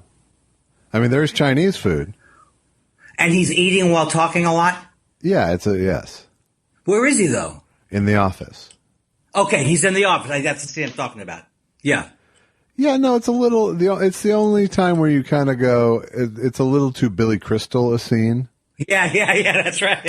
Yeah, it reminded me a little of a scene from Woody Allen movie. Maybe is it Crimes and Misdemeanors, where I don't know why it reminded me of that. Where he wants Mia Farrow to see this old professor. Yeah, it is. It is like that scene. Yes. Yeah, it had that feel to it. Well, yeah, sorry. But I think if you watch the whole movie with a less snarky eye, you'll kind of go, okay, if that guy is like a young Mel Brooks, right? Like young Mel Brooks would have been probably 25% more shticky than him. Absolutely. And plus, I think it was one of those things where Ed Krasnick told me that this movie is the greatest movie ever made, and when you see it, no, I know it's one of those movies that does suffer from that, and I worried about it when I watched it this time. Right. But God damn it, it holds up, and the jokes really make me actually laugh aloud many times. How fun is Peter O'Toole? Like funny? Obviously he was funny as a person, because I even remember seeing him on talk shows be pretty funny. Or was he funny because he was just telling stories? He was just charismatic. He seemed funnier than me. No, he's funny. I was just watching some of his early Letterman appearances where he was just pretty much just drunk. But oh, is that really true? Yeah, that's so. And was Letterman aware of it? Letterman could not help but tell. But he had Peter O'Toole on his show, so he wasn't taking shots at him, you know. Yeah. But later on, he had Peter O'Toole on, and he was especially charismatic and very funny, and you know. Man, he went on a bunch of times over the years.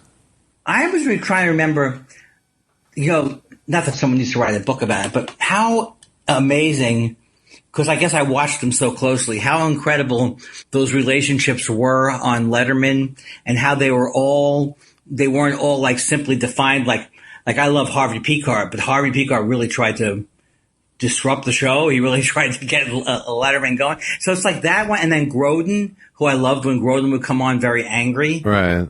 But then sometimes it wouldn't work as well or something. It just fascinates me. Who's the one who sent me the thing of which is hilarious? Was it you sending me Chris Elliott doing Leno? No, it's one of our listeners did. It's so great. I remember those very, very vividly. Makes me want to watch a lot. I still want to keep that tradition going of seeing. I remember one time. I used to remember. I've been watching. Go ahead. Sorry. No, go ahead. Peter O'Toole talks about closing down a bar with his friend in Scotland. I just remember this story about how they closed down a bar, but and then they bought the bar. Yes, that's it. Yes. Is that Letterman or is that Carson? That was later on Letterman. He told that story. Yeah. Oh man, I always wanted to be a person like that, but I know I couldn't. That lifestyle wouldn't have. Yeah. Well, at the end of the story, the guy didn't cash their check, and they went back the next morning, and he tore it up. Oh, that's right. And then they became lifelong friends with him. I mean, I always kind of wanted to be part of the Ken Kesey and the Merry Pranksters would have been more up my alley because I don't drink, but I could have done LSD and. Yeah, I've never had extended party fantasies. I really haven't. It's just not my makeup. Well, I found this picture of me. I'm going to post it eventually. I found a picture of me that every time I look at it, I remember how high I was. I'm on LSD. It's sitting on someone's back deck in Hermosa Beach, and I have a look on my face like I'm trying to defeat the camera. You know what I mean? Right. Like I'm seeing right through you. And so I'm thinking I'm doing this intense stare, but it looks a little Charles Manson-y. That's how it looks from the outside. And it's unbelievable to me how much I wanted to be. I'm dealing with that in therapy now, how much I have felt. It's not just me telling you the story of I felt like I missed everything. That's how I kind of felt my life was like. I missed Woodstock. And of course, we've argued about Woodstock.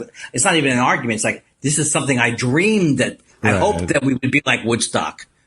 And no, we ended up like Altamont. So I was just telling my therapist today about how these things in my life that had such a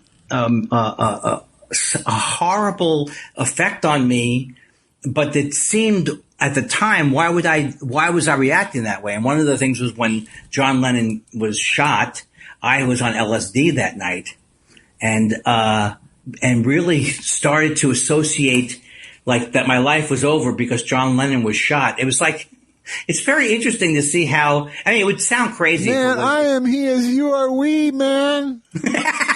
Yeah, if I turned out to be Mark David Chapman, it would be creepy. But it's not so surprising that having had my role models or my parents, we never talked about anything. We did in a certain way, but just that I would come out of that experience thinking, I'm not good enough to be a musician. I missed the time period where it was going to be the way to go, which would have been Woodstock. Right. Reagan is going to take office in January of 81. And it started, I would say, a few years of pretty heavy depression. And I mean, for me, I always want to be careful to say I never have suffered from depression, but just not understanding. Why is it so important to state that you've never suffered from depression? Because I think of people like Gary Goldman who like really had to have ECT and you know what I mean? It's like, yeah, but I think, I've suffered from depression. I mean, and I think, it's not a chronic condition for me, but I've had bouts of serious depression before. I guess I'm being like technical about it. It's like, it's more anxiety with me than it gets to depression because the anxiety becomes overwhelming and I used to just give up. Right. And wait for the cops to get me. In other words, this is like, I was so much doing OCD things all day and all night and without stop. Hey, Andy, maybe you shouldn't think about that one thing and see if it's going to. Right. But it was all wrapped up with not realizing that I was hated myself, not realizing that I thought I wasn't good enough. And now all these things, it doesn't matter to blame anybody for them, but that's where I was at that time of my life. And it felt so horrible. So maybe it is depression. I would say it was 4 years of pretty much depression. If you can describe years of your life in that way, I think it's probably depression. Yeah. Or no way Sorry out. To laugh, I mean. No. For some reason, laughter always works with me. It's like I watched one of these things on ID Discovery about a serial killer and his brother who knew he was going to be a serial killer. And so he can't stand whenever he sees pictures of his brother smirking because his brother was having a good time at his expense. But that's not how I hear your laugh. Well, that's good. I never look over to you and you go, ugh. Well, maybe you have killed people. I don't know. You never know these days. No, I'm the quiet type that keeps to himself. I bought into that quiet type so much. I was like, you telling me that guy, that quiet, polite man, Mr. Schmoopson, has bodies buried in his apartment? He's so quiet. Wouldn't me, the guy who's always obnoxious at parties, wouldn't he be the guy you'd think would murder somebody because it's so annoying? It's the guy who's the kids teased him about his last name his whole life. Schmoopson is poopson. I still, well, there's no better scene than Modern Romance when Albert Brooks has taken the job of a crossing guard and the kids are torturing him by calling him retardo. It's Lost in America. That's Lost in America. Oh, Lost in America. I'm sorry. Yeah. Lost in America. Don't call me retardo. Don't call me retardo. Don't call me retardo. And you know what's amazing? Come on through. Just come on through. Oh, yeah. That's so good. It's so hard to watch that part of the movie because it's so depressing in a way. But it's so fast. I mean, that movie happened so fast. Well, when the guy is chasing him around the truck and says, "You're dead, pal," and Albert goes, "I'm dead, pal." Oh, good stuff. Good stuff, ladies and germs. And how? I just said ladies and germs without even as pretty as you please. Let's make Dave Foley do his thing by remote. Yeah, he probably would. I think everyone's bored enough to say yes to everything right now. All of a sudden, two people who are never going to have shows are going to be, let's do a show. I don't know why I said that. That was just didn't even make sense. I saw a Variety article that I didn't even click on asking, is the podcast market going to be too saturated with all these new shows? Here's the thing about the podcast market. Yeah, exactly. It was enough said right there. What's that? Enough said right there. Oh boy, was I going into blowhardy? No, I just mean once you say, here's the thing about the podcast market, the irony just kind of drips out all over the place anyway. Unless I had started, like I'm one of these people who, claims like cry over spilled milk, but I remember meeting with these Audible guys before there were any podcasts, and they were saying, "Oh, would you like to do?" And I couldn't understand what I could do for an hour. Right. So unless I'd started back then anybody who started pretty much, it was already too many podcasts. Yeah. The first day they had them, which is a challenge because you really do have to look around to find good ones, because there is so much, not crap. Well, the really good ones, the really excellent ones all stay around for at least 3 years. That makes sense. Yeah. Yeah. And, wait a second. Why am I listening to you? No, your delivery is too. No, the joke is that this is our 3rd year anniversary. I know, but it took me an hour and a half to get it. Okay, good. I'm not sure you do yet. In the process of getting it right now. All right. Right now. Oh, like us, 3 years. It's Abbott. It's delightful, isn't it? It's Abbott and Abbott. Hey, you can't quit me, can you? I can't quit you, no. Do you got this, though? I don't got this, but I can't quit you. I told you, like the other day, I was taking my key. I couldn't find my key for a second. I was thinking about the quarantine. I was getting a little depressed. But then I realized, I got this. I can open that door. I got it. We're good. Together, apart. Together, apart. Together. We here at State Farm. Are you fucking kidding me? You State Farm? I haven't had an insurance person in my entire life who I didn't think in the next second would spit in my face. Are you really trying to push? Now you're going to tell me, Andy, I'm sorry, I'm very close to my insurance guy. Am I? I don't know. I'm waiting. No, I'm not. Have you ever? But do you know what the insurance people are good at? They're good at originally pretending that they're your friend because there's literally nothing. It's literally not a job that you should have to have an agent for. Right. It's like travel agents, really, at this point.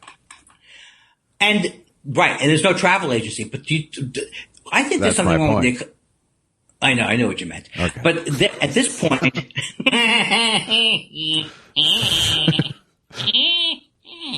it's interesting. They have that chakra in the middle of your stomach.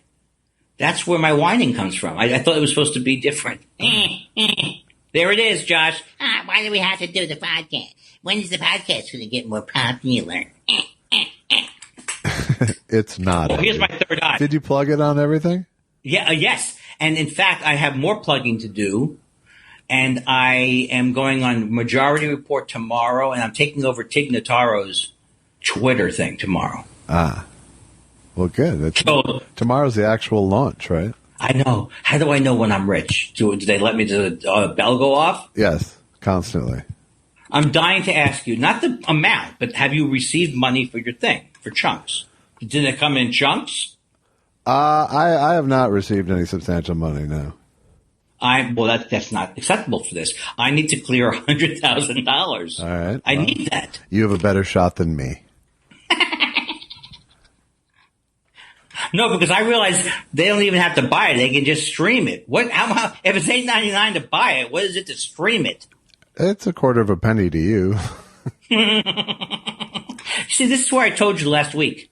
this is not what you should be doing. You should be looking forward to the joy of releasing it, and not getting caught up. I still have this thing where I'm going to get a lottery ticket and I'm going to win. I still have that American dream, fake dream in me. Yeah, I'm just saying. I mean, at least there are actually lottery winners. My point is, name 5 huge comedy albums of the last 5 years. Oh, I have heard, and I don't know why this makes me happy, but I have heard that the new Seinfeld thing is terrible, and I want to watch it. There you go. Because I heard it's terrible. What have you heard? Seinfeld Freude. That's exactly what it is. It's so weird because I really do get this feeling like I made a joke about that, I'm not worried about going after Seinfeld because what are you going to do? Is the listeners going to come to your house with their big puffy shirts? Why don't you like Jerry? Well, what the one review I read of it just said, well, yeah, it's all the stuff he's been doing everywhere for the last 20 years into an hour. Oh, I thought he decided. Oh, he had a special where he was going to get rid of his first 20 years. Yes. Now he's built up a new thing. But that was 20 years ago. Did you see someone send me the thing? That is 20 years ago, right? Yeah. Was that during the? I mean, there's like they said even the gay French king thing's in this fucking thing. I know. Someone sent me a composite where they have him saying it. Oh God. Oh my goodness gracious! On a stick. So what do we do now? Like I'm starting to run out of money. What are you going to do for me? What do you got for me? For your money? I don't know. I'm hemorrhaging refrigerators right now. Oh, what happened? I bought a refrigerator. And what kind did you get? Did you get a Samsung? I don't want to talk about it. I spent a lot of money. I spent a lot of money, and I got a good refrigerator, and hopefully it'll be good for another 25 years, like the first one. I swear to God, you do not even have the pride of ownership that I have with my $10,000 air conditioning system here at the condo. I'm still beaming about it. I don't. I wish I had that pride. It's very similar pride, let's just say. Yeah, because you open the thing up. What have you won? The proper temperature? That's all you win. You win nothing else. You don't win a special thing where the soda gets wiped off and thrown at you. I get to open the door to my freezer and have my expectations met. Exactly. And where do they get 5 figures for that? Tell me where that's 5 figures. I don't want to. You don't want to go further with it. I think it'll be a great fridge. Allison is actually quite excited, so that's good. I think she might be excited enough for both of us once it's in. It's another week and a half till I get it. So Allison's excited. You know why she's excited? She has a world-class chef. She's got a pellet smoker in the back. She does. And you know what? She is benefits. She is very good at being a good food audience. It's so great. It's very important. And that's not easy. If it was my mother, it'd be problems. It is not lost on her that we've been eating like royalty the last couple months. Have you ever had... I'm going to make a comment, and I'm sure you're going to agree with me. There is absolutely no tasty version of the frozen lobster like they have at Costco. They are always terrible. Right? I never would venture it. I would never take that swing. I've taken the swing a few times. It says lobster on the package. Yeah. Right? Yeah, frozen seafood is really watery. It's hard to deal with. Yeah, and I think I probably will never have another fish stick in my life. Now that I'm going to get a freezer, I might just get fish sticks just for that. Mrs. Paul's, what do you I don't know. I haven't had a fish stick in years, but now just because I can have frozen food again, I'm going to go fucking nuts. Are you going to get a Carvel cake that I can dive into? I'm going to get some fucking ice cream. I'll tell you that much, pal. You know what? It's pretty sweet what we got going on. It's pretty goddamn sweet. Oh, I wanted to ask you, did you want that David? Here's the thing about David Byrne. I bought a book. Did you buy it for me? Called How Music Works? I did not. Okay. I would like to throw it out the window. I thought it was going to tell me how music works. He does not tell you how music works. No? He writes in such a dry way, and I am dying for you to tell me that this book is not horrible. Okay, well, drop it off next time we're trading. Yeah, next trip over there. With have you gone pot shopping? No, I went grocery shopping today again, though. Ooh, and were people like, man, you are really brave? Or do you see, like, return people? No, you don't. No one makes No, but I did I got the trifecta today. Toilet paper, paper towel, hand sanitizer. Did you get a brand name? No, right? I did. Bounty and Charmin. Oh, my God.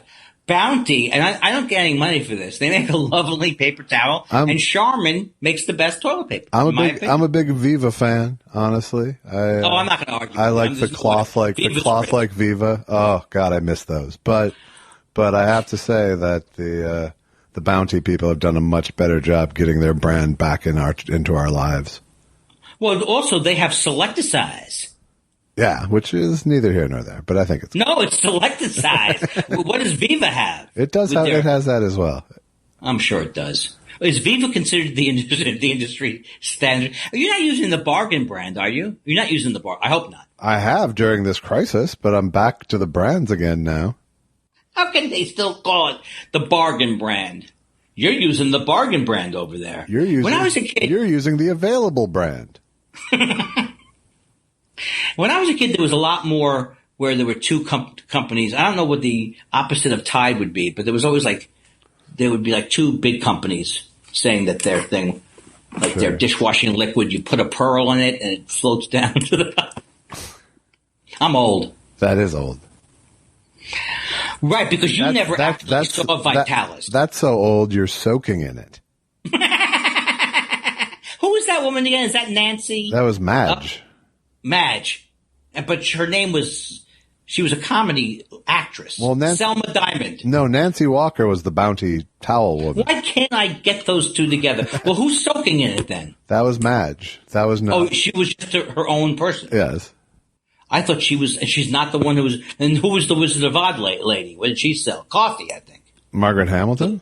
Yeah, she sold coffee, I believe. Did she? That's before my time. There's a certain lilt that happens to your voice when that's the closing line. Was there dancing coffee involved in this ad?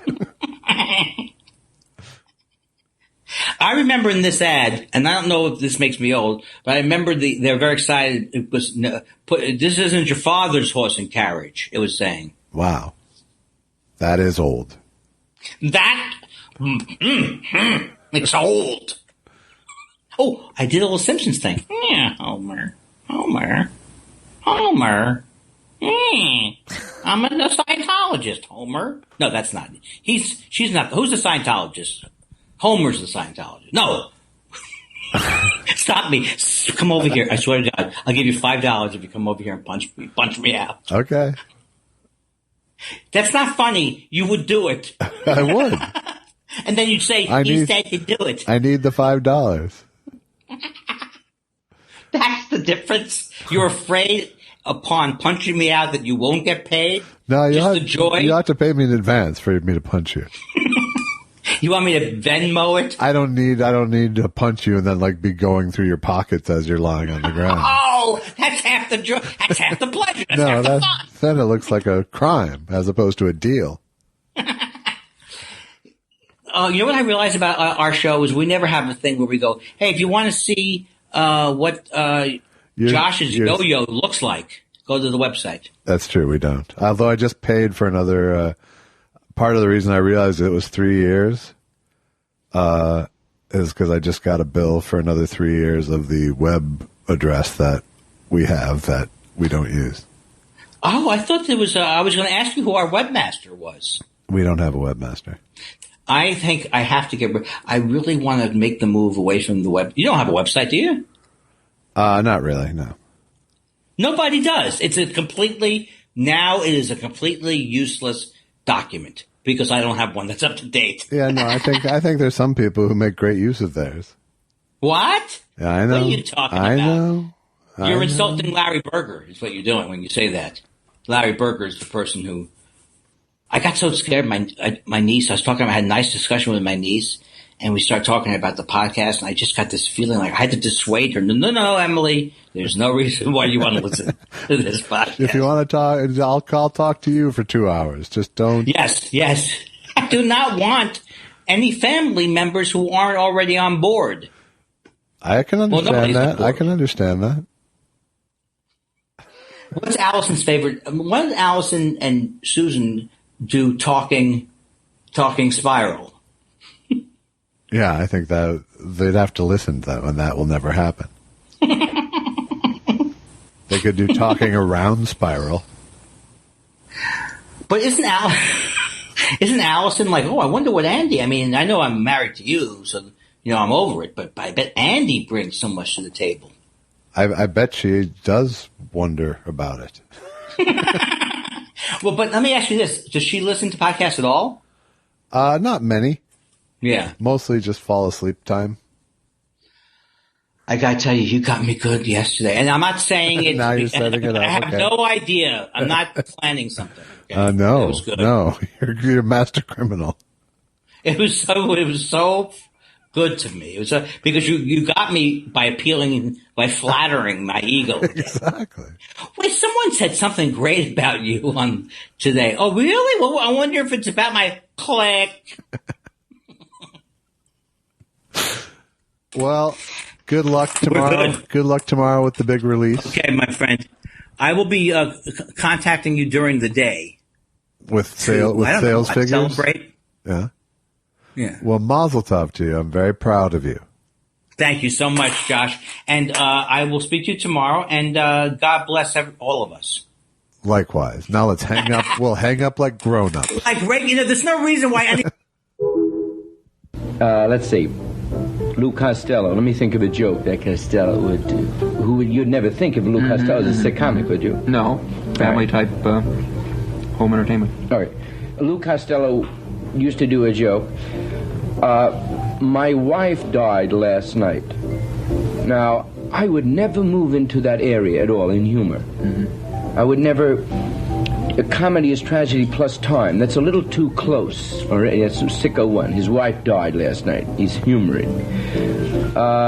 When she, on her deathbed, she said, when I die, if you cheat on me, I'll dig my way out of my grave and haunt you, which is a pretty macabre situation we're building. The joke, the punchline, I buried her face down, let her dig. That's sick. That's very sicko. Well, wife dead, crawling through the grave. Edgar Allan Poe. The hasty heart.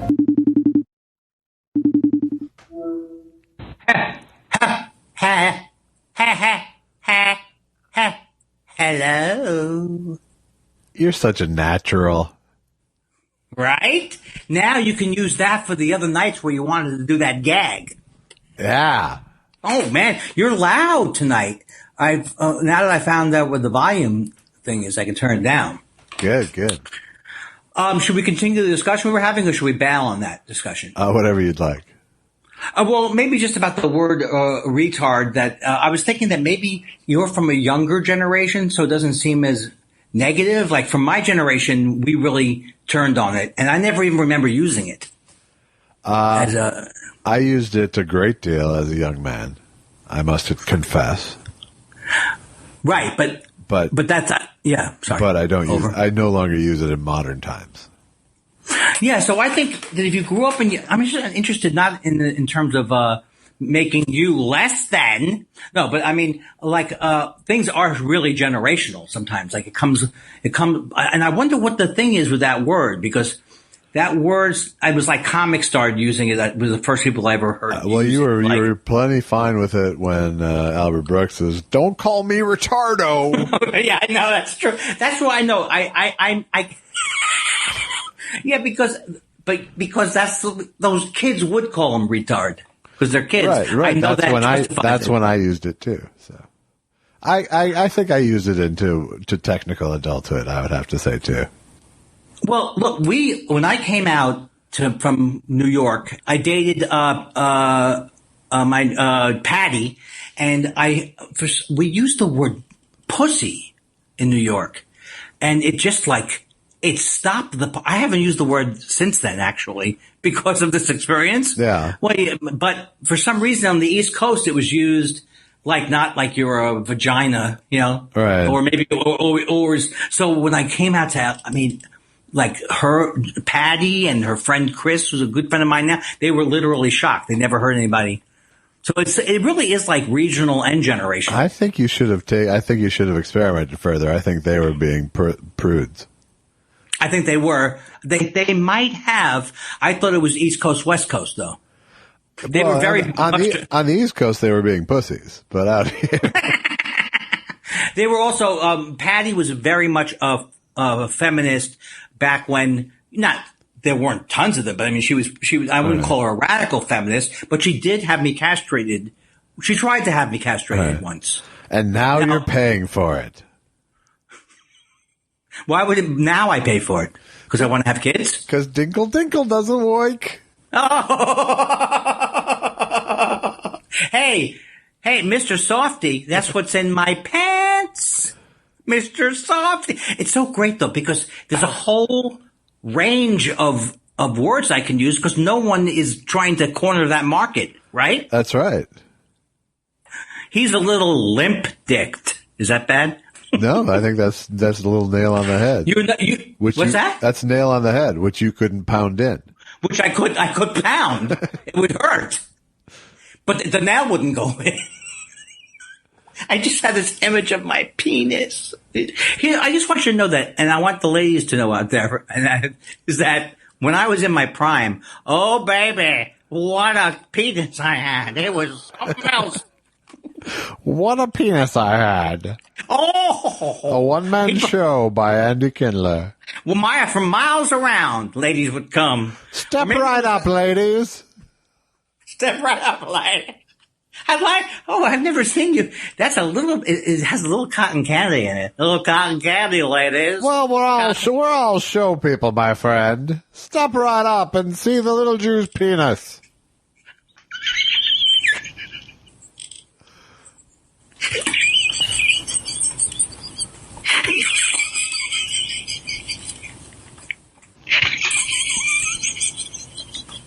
Step right up. Come one, come all. Come one, come all. See the most amazing west of the Mississippi. See the penis that all the crowned heads of Europe have called average. It's Mr. Flaccid. Mr. Flaccid. It's so funny because all I think of is random women. I mean, I hope this is not insulting. I don't think of men who are listening to the podcast. Well, because I like the ladies, but I think of the ladies who listen to the podcast. Right. I think of their expression during my flaccid shtick. Yeah, it's absolutely disgusted, I'm sure. I think it is. No, for I sure. think it is. And it's... I mean, at best, it's off-put. Now, can we say that's why we drove people away from the... No, we can't say specifically. But you could certainly look over a time period and see a repetitive harping on the lack of rigidity of my penis is a deal breaker. Yeah. Do you spend any time with your therapist on this? Well, I actually am actually proud that I've been able to say some sexual things to not my sexual things to my therapist. I can't. I said, look, if you don't feel how soft my penis is, how can you make a therapeutic judgment? At least smell it.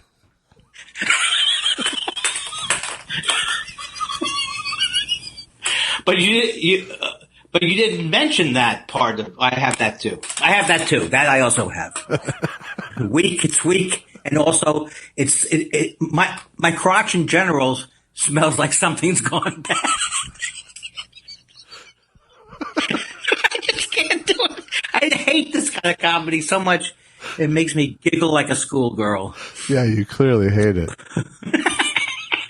You know what's so weird to me?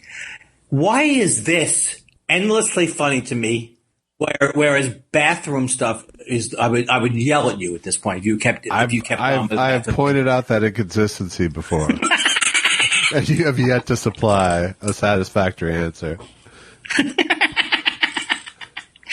Oh God. Whew. Well, I don't want to. I don't want to. That's a hard subject for me to talk about. Don't you wish? All right, let's go to questions then. So since we don't, since there's no clean segue out.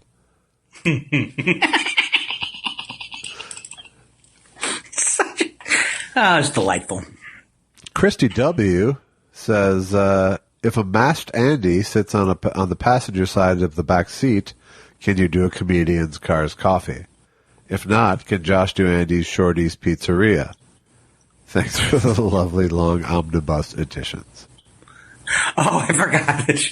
Did you know that there was a lot of people who were writing in to say, was calzones our specialty? Is that also included on my penis? Yes. Calzones are specialty. Yes. Also, it does say closed for Mother's Day, but you can't really read the why. Sous vide, keeping the joke alive. Hey, Jose Feliciano, has the situation improved? Sent in the spirit of March 18th. I don't remember that. I remember there was Jose. What did you say as Jose Feliciano? No, wow. Okay, every week Sous vide has been asking a different character, has the situation improved? It must be. No wonder why. Every week. No, well, that's why he keeps submitting it, because that's why. Is it she or he? Who is this? It's Sous vide. I'm going to say it's a he. Despite the female Sue. Right. I got to tell you, Sous vide, it's almost like making fun of a dementia patient, what you're doing. Although I don't think I'm a dementia patient. It is not better. Oh no, the COVID still is in the air. Hee-haw. It's not at all better, but we're wearing masks and pretending it's all clear. You're such a good impressionist that you're able to pull off the Jose Feliciano voice, and you weren't even at 6 on it. You know what I mean? You were not like at show level. You were underplaying it. That's right. Hee-ho is really, if I had to sum up 2 words that sums you up, anything but would be one of them. Yeah. Anything but, and hee-ho. Wow, that's me in a nutshell right there. You're right. Don't take it wrong. I have a third. Because I have a third trick. The man, he ain't so hard to understand. Hee-ho. Not Tweet Bahara says, I'm listening to TS 155 on Monday, May 4th. It's the 50th anniversary of the shootings at Kent State University, my alma mater. Andy, like me, you were 12 or 13 back then. Any awareness at the time? Any memories? Oh, of course. I definitely had memories because I used to go to like candlelight vigil Vietnam protests. So I would think Kent State, though, it wasn't like it hit me like JFK and Bobby Kennedy. So I don't know if I was 13 but I think it really did take over like as a national story. And I know the Crosby, Stills, Nash and Young wrote a song, or Four Dead No I. Who wrote that one? Stephen Stills, maybe. No, it was Neil Young. Shut up. I'm trying to laugh so you don't get mad at me. But I think I did hear about it at the time because it was such a huge thing. People got killed, and it's like people are dying now, but back then. So no, you don't have any memories is really the answer. Yeah, I happen to have a memory of that. What is it in Dayton, Ohio? Is that where it is? No. Where is Kent State? In Kent. You liar. I think it's in Dayton, Ohio. I played Y-Leads there. Yeah. After the incident. In 1970, you know what? In 1970, you played Wiley. I have to admit, I really don't have any memories of it. Okay, thank you. What are you doing, a survey? It was a simple question, and you had to go off on this long ass. Everyone loves when I make a meal. People love how I go on and on. I treat these questions as if it's another joke that I haven't executed. Yeah. Just the theory of Kindler. Keep talking. Yes, keep talking, keep talking. It's funny or funny that you're talking. Or not even, yes, or worse than that, just assuming that when I come in, it's comedic. Yeah. That was just flailing around looking for a blowhardy moment that never came, is what that was. If Andy thought he was going to save the podcast by that little impression, Anything but. M. Ledsome says, no question. You answered my question in show 155. Just hope you guys are good. Socially distanced transatlantic hugs to you. I send them right back, and I must say that M is one of these people who I feel like we have a special connection because I'm always up when she's up. I'm still like at the end of my day. Yeah. When she's early in their day. All right. So she's my first European signal that things are still happening. Good. Okay. Look, I know that you don't like my answers, and you'll hear from my lawyer. Hi, Em. Nice to hear from you, and transatlantic hug back to you. Yeah, see how it's easily done if you want to do it easy. I know I don't have any special late night connection. But I love this kind of thing. This kind of thing is my cup of tea.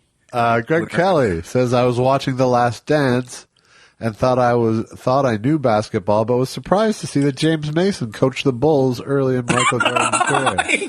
Totally got me. Could he share some memories of the young superstar? I didn't know that James Mason was involved at all with the Bulls. Absolutely, yes. When a young MJ came into the league, he was quite the hot pistol, I should say. He was.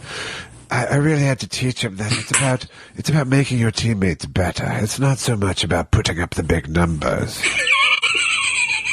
James Mason weighs in literally on everything. Doesn't he? But I could see the talent. The talent was so apparent to everyone around him that it was. I'm certainly not a visionary to have seen that, but I like to think that I refined his approach to the game in a way that led to his later successes. I can't remember if you played. Who did you play? Goebbels? I can't remember who you played. Mengele? No. What was your character? I'm Fred from the Home Office. I feel like I'm a little kid being entertained by his uncle at night with a thing and a chicken. That's right. You heard me. I cleared my throat. Carpe Noodle says, I'm sure Andy's album release will go great, but Josh, what are some of the canned platitudes you have ready to go in case it doesn't? That is excuse me, sorry. If we gave out prizes, I would give somebody canned platitudes would be a great name for something. It really would. Yeah. Maybe your next album. So, what'd you think? Now I'm setting you up for your canned platitudes. Oh man, I'm so impressed, man. It's so apparent how much work you put into it. Yeah. Thank you. And the taste you've shown and what you chose to keep and not keep was perfect. Do you have any negative feedback? Because I'm certainly, you know me, I'll set you up that I'm ready to hear it. I do. I just wish it would have been a little longer. Longer. I have not listened to it, but I have bought it, as you saw from when I sent you the screen grab of your number one on iTunes. I can't believe it. I couldn't even believe it. It's like I know it's fool's gold in terms of thinking, not fool's gold that I'm the number one album in the nation. Hey, I was too, and I screen grabbed the shit out of that one too. It's just so much fun. Yes. You know what I mean? And I look, number 5 is Mulaney, and on something that was released in 2009. Yeah, some of them are doing better than the rest of us. But I was editing the show from earlier in the week, earlier today, and realized that I should have been probably a little more encouraging about how things could go with your album.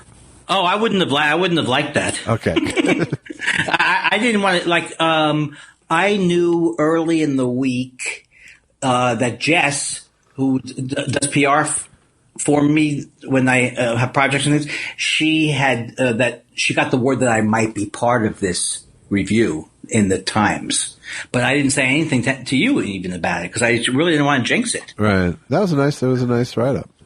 Yeah. Andy's in the New York Times today, and five comedy things to watch in the thing. Yeah, it's it's been a thrilling day for me. And I took over Tig Notaro's account, and I've been tweeting it's her, and then I started tweeting compliments to me, and I think some people actually think that Tig Notaro said about me, Andy, you're one of those rare comedians who's not just funny, but you're also a genius. Wow. And people were retweeting. It's like she's actually talking clumsily. But they imagine her doing it, right? Sure, if they aren't hip. Well, on her Twitter page, it says it's not her, it's her friends, but how would people know that? I don't know. I do feel like a little bit pranky with it, but I used it to promote. Well, good. You're supposed to. Yeah. Yes, sir. What are you supposed to do? Promote Tig Notaro? I did Tig Notaro jokes, though. Oh, I did want to tell you that my brother said that a lot of people heard me on Marin, so I'm wondering if that's going to help us. Oh, good. Did you plug the show? Yeah, I did. I hope I did. You did. I just lied to you. Yeah. I think I just lied. No. I think you came up. I think I think the podcast came up. I really do. I'm a fucking idiot. Well, we haven't gotten a boost like we would had you mentioned it prominently, let's say. It's going to be so easy to find out that I lied or whatever. I'm not confident about my lying. If I could stomach listening to another fucking 20 minutes of you, I would listen, but that ain't happening these days. That would be bad. Seth Dick III says, what's your favorite Clint Eastwood Bernadette Peters film? Well, out of all of them, I'd have to say Pink Cadillac is really the way to go. I don't even know that movie. It's Michael Debar features heavily in it as well. Is it a good film? It's an okay film. I like Bernadette Peters a lot. I think she's very funny and good and things. Was she in Young Frankenstein? Yes, right? No, she was not. Why am I mixing her up with Madeline Kahn? I don't know, but you clearly are. But wasn't she in a Mel Brooks movie? She was in The Jerk. That's what I'm thinking. Which is a Carl Reiner movie. Yeah, hurry up. Get to the next question. And get to it quick so it doesn't look like I'm more of an idiot. Mark Thompson says, top 3 homework segment return list. Number 1, as Josh began his review, it sounded like Andy began a game of ping pong. 2, memories of a friend at the Lawrence release at Cooper Theater saying, intermission? Inter-fucking mission? This is about Lawrence of Arabia, Andy. Oh, my God. And holy moly. And he actually has a picture of the Cooper Theater, which is where I myself saw the Lawrence of Arabia re-release. Now, what are you talking? Wait. You saw it in... So, in other words, this is a movie that you saw in the movie theater? No, you couldn't have seen it. Yes, I did. In the movie. Yes. It's not possible. No, and in fact, I told that to you last week. Huh? Yes. It's not possible that I would have forgotten And number 3, Andy's takeaway... camels. Which I think sums up a lot. I know. They look so cute, those camels, when they're going crazy, and you ride side hump or you ride on the hump. That's what you came away with from the 4-hour movie. Yes, that was all. That was in fact your contribution. One more thing. Camels. No, one more thing. Look, that person's really tiny. They're still very tiny. They're slightly larger. Slightly larger. Samuel Lechner says, only into the first track of Hence the Humor, and I'm cracking up in public like a lunatic. This really got me out of a rut today, so thank you. Can't believe I haven't seen Andy live yet, but when this is all over, I'd love to see you come to Madison. Oh, I've been to Madison once. It's a really fun club there. I mean, not to say that I did well at it, because I didn't, but it's a fun club. Madison, Wisconsin? Sure. Comedy on Main, right? Yeah.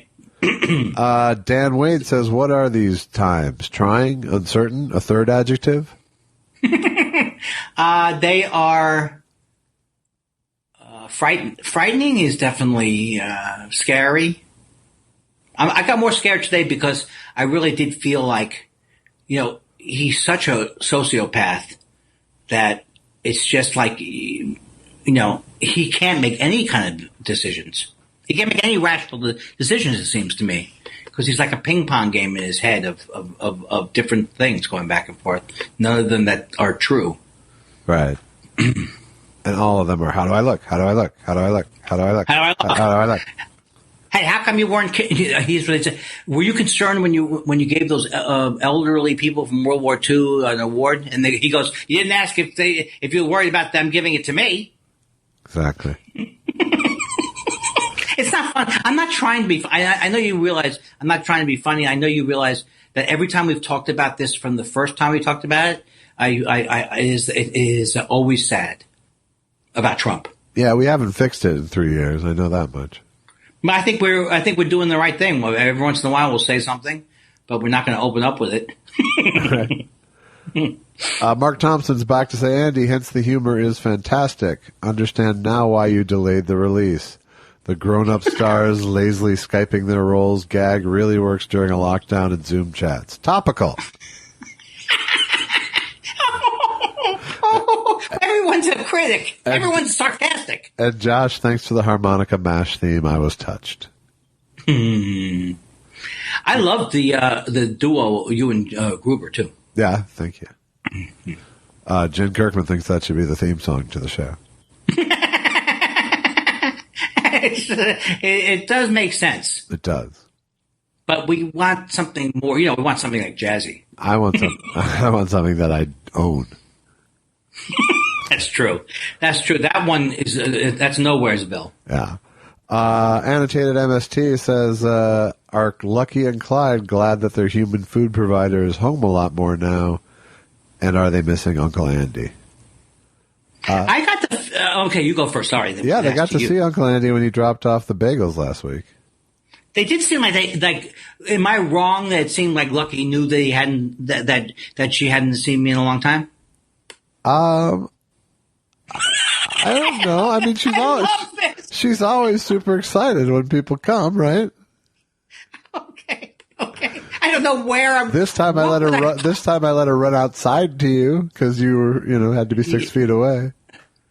I can't even believe it. This is so great. I can't believe it that at this age I'm still trying to get from a dog's owner more of a read on how the dog really feels about me. They were both very excited to see you. Thank you. Did they say anything, though, that you might have taken, I could take the wrong way? I did read in her diary that she was especially excited that day. You have a dog that writes a diary and you haven't? It's private. Come on, Josh, you're insane? You can make $1 million cooking? Hello, my baby. Hello, my honey. Hello, my ragtime gal.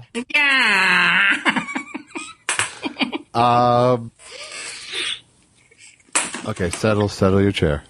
I know. I'm sorry about that. It's settled now. Halpin Fraser says, hi, Josh and Andy. Have you seen the 2020 election chess set ads? Pieces include Mike Pence as a queen and Ruth Bader Ginsburg as a bishop. I'm lost on this. I'm not sure if this is half a bit or half a truth.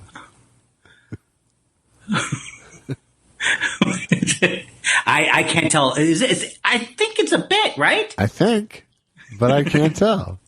We're in such crazy times, Andy. Anything could be true. It's crazy. Larry Harold says, thanks for not getting the COVID. Love Andy's The Virus Doesn't Care. How about a reading of Same by Mr. Stewart and Mr. Mason? What's the reading of who? The Virus Doesn't Care, in quotes. I think that's from a previous show that neither of us remember. No. I've been doing a series of tweets that say the virus doesn't care about the difference between Jefferson Starship and Jefferson Airplane. It's riffing on that theme. I haven't seen those. I'm sorry. Well, you know, what are you going to sit glued to me? Not so far, no. Maybe you could you might end up doing like a touring James Mason show. The virus doesn't care if you're Jefferson Airplane or Jefferson Starship. Whoa, the virus doesn't care about You're stupid. I know you're not the one who plays the piano, Zuzu, but... The virus doesn't care if you're a smooth or super chunk. I did that. Seth Dick III says, I quit smoking pot 66 days ago, used it daily for over 25 years. Long enough break? I promise I'll only use it on weekends. Wow. I don't believe that is going to be true, though. Can you go from not smoking to and then just making on the weekends? Well, if you take 2 months off in between, maybe. Well, I'm proud. And many people think that I should smoke less because they question my memory. You just said that. Well, but the reason why I say that is because a lot of people, they question my memory. Huh. Oingo boingo. Son of Johansson 2 says, I hysterically laugh at any mention of the scene from The Fiddling Horse when Andy jumps off the horse and throws the race. Andy, Josh, which scene had you laughing the hardest during filmings? Congrats on the album, Andy. I love it. Oh, thank you so much. I will say, going first, it is very hard to love a movie that you're in like that. Like I love a scene that has me in it. Yeah. You know, because then you're like, you're loving yourself. There was a lot of anxiety that you had to get through in order to love it. Right. But I did enjoy that. I enjoyed the scene. I enjoyed the scene where we met. It was fun. I don't know what I'm saying. You say something. Yeah, Andy and I had fun. A fun couple of days shooting some of those stable scenes together, and the improv scene I did with David Hayden Jones was fun too. Was that all improv? Yeah, it was virtually all improv. That scene's not only hilarious, but it really it grows with repeated viewing. Oh, good. There's a lot in that scene. I love that whole party thing, and he's so creepy, and it's good. Son of Johansson 2 also asked, what's your favorite horror movie? You like Abbott and Costello Meet Frankenstein, right? I actually think the original Frankenstein might be my favorite, but I don't know. I don't really have a preference, and I don't stick to it like that. I never even saw Creature from the Black Lagoon. Yeah. I'm not a huge fan of. Could you please settle on the chair? Please. Okay. I'm sorry. I'm not a huge horror fan, but I mean, my current favorite is probably still Get Out from a couple of years ago. Oh, that was an excellent movie. But I'm wondering I'll say this. The one movie that actually scared me most that I can remember is Carrie. Yeah. So that I would say might be my favorite one, and maybe The Shining too. The Shining's way up there for me. Yeah. Jeremy Phillips says, I would love to see you guys read and review a graphic novel on the show. Since on more than one occasion Andy has mentioned Daniel Close and Josh has said he isn't familiar with his work, how about something like Ghost World? Lots of love. Well, that's easy for me because I've read them all. Yeah, I don't want. I'm not taking on homework now that Andy can't watch a fucking movie. The thing that's nice about it is that you don't have to hold any residual rage about it. I did come up with an idea in lieu of homework is that we each present something that happened to us that we want to talk about, but that just comes up. That's what we do, yeah. Yeah. That's what we do when we're not doing homework. Yeah. Maybe we should have creative writing. Yes, let's have a poetry corner. Let's have a bookmobile section. Rookie Karoka, a reference from My Favorite Year, says, finished schooling the 14-year-old in what would have been my Midwestern high school life of 1980 last night with Discos and Dragons. That would be the final episode of Freaks and Geeks. Maybe it did not end as it should have, but I prefer to think of it as a full 3 seasons of a fine, fine BBC show. Well, it was. I mean, you could have done more episodes, but everybody who loved the show wanted to continue. So in that sense, it should have continued. It should have, but once you get away from it, you go, oh, I'm glad it's just that. Well, once you get away from it, then you realize that, yes, then you're left with something that on its face is brilliant, and only going longer would have, who knows, would have, you obviously could have gone longer. Yeah, but right now, but after you get away and you go, okay, there's 18 of there, and they're sitting there pretty much untouchable, Yeah. So I'm not saying they're perfect, but they are definitely beloved, and because there's so few of them, it gives it, someone who dives in can actually get through the whole series pretty easily. Yes. And it's one of a kind. I just love that show. Yeah, I'm proud to have been a small part of it. And even I like my acting work on it. I think I did a good job. I mean, what? Yeah, no, I thought you were great. Oh no, I'm thinking of Sam Levine. No. I played the hippie teacher. Good bit, sir. Oh, yes, sir. Yes, sir. Very well put. You don't hear that dog barking, right? There's no way. No, that's in your neighborhood. Benzos for Bonzo says, hi guys, long-time listener, first-time question guy. I'm only on test show 148, but I'm going to skip ahead onto test show 156, so hopefully no spoilers on what I missed. As a fellow SUNY Binghamton alum, does Andy have any fond memories of his time there? I have nothing but fond memories of my time there. It was 4 of the greatest experienced years of my life. I mean, I really, truly had too much fun there, to the point where when I left, I was miserable. But yeah, I loved it. We did acid. We're going to see concerts. I enjoyed the classes. It just was, it was like a dream come true. And it's beautiful up there. That part of New York State is beautiful. So right near the campus is like you can take acid, and within 5 minutes you're in a beautiful area. Yes, I enjoy. What are you waiting for? Big clothes? Jesus, Christmas, Josh. You're leaving me out here like a maniac. I was giving you a clearing to go down memory lane, you fucking drug-addled fucking degenerate. I think I am drug-addled. Michelle Wisecarver. Hi, Michelle. You're a wise carver. I'm sorry, my singing got thrown off by dogs on your end. Yeah, now they're on my end. No, that's lucky. You mean it's fortunate? It's both. You know what I'm thinking, Josh? I got to change my chair next week. Every chair can't make a noise, right? No, I think you should change your chair. Okay, good. Michelle Wisecarver says, gentlemen, everything you do brings me joy. Andy, hence the humor is fantastic. Listening again now. Listening again now, she said. Josh, the video of Gruber adding piano to your rendition of Dick Van Dyke Show theme was a delight. All I need is the Michael DeBar doc. Thanks, guys. This is so great. See, Michelle Wisecarver is what you call a best-case scenario fan. That's right. Yeah, absolutely. But and then you really know that you're doing something for people. That you're bringing some kind of joy to people. I can measure it. Well, by her saying everything you do brings me joy, right there.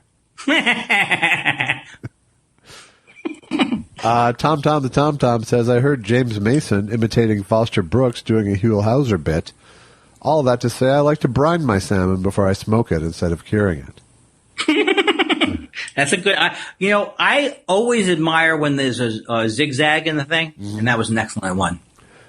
Yeah, although I am curious about brining salmon. I still think curing it does what I want, what I want it to do. But I think brining it, you're going to end up with a more lox-like thing. Can you explain the difference between the two, what they are? I know kind of what brining is, but I really don't know what it is. Brining is putting it in a salt solution. Okay. Yeah. To basically get it to hold moisture. Like pickles, right? For sure? Yeah, I mean, like pickles, much longer it becomes pickled. I gotcha. Yeah. This is just to sort of balance out the osmosis process so that it's holding on to water. Oh my God, you're like a Professor Cook / Cook. I am Professor / Cook. Hello. I almost went to Mr. Weinstein, but I realized I didn't have anything. That's growth. Mr. Weinstein. Dana Schwartz says, I'd like to recommend that all the Thought Spiral viewers check out Marilyn Ricecobb's This Just In on her Instagram channel every single damn day. 5 minutes of extra daily pandemic mirth. I've sent her a similar message about Thought Spiral, no payola involved. Well, that I can't imagine anybody who that's a perfect format for her, because I can't think of anybody I'd rather listen to in the moment. She's good with, I don't know, something's wrong. I've turned into someone's uncle. Yoshi Yamamoto, Yoshi Yamamoto, Yoshi Yamamoto, Yoshi Yamamoto, Yoshi Yamamoto, Yoshi Yamamoto, yo yo yo yo yo yo yo yo yo yo yo yo yo yo yo yo yo. We're out of practice because he's been away. Yoshi says, already listened to Hence the Humor twice and love it. Recorded 6 years ago, and we got Bitcoin, Carnival Cruise, and Joe Coy jokes, all while having this self-awareness throughout. It wasn't going to be released on time. That's Bowie-like, or Bowie, if you will. Yeah, I could almost say I'm an evil, some kind of crazy genius if I had really planned to let it go this long. But I did. That's why I did future jokes. This is a 3-parter he does. Part 2 says, I also love that Josh undercuts the Leno-Eduardo ID premise on Test Show 3 or 4. Help me out, Peruge, but it still made the album anyway. Oh, I am Leno? Eduardo? Yes. Eduardo? What's Eduardo from? I don't know. Oh, it's Eduardo. Here's Eduardo. It's something that I do with Lennon. Leno. Eduardo.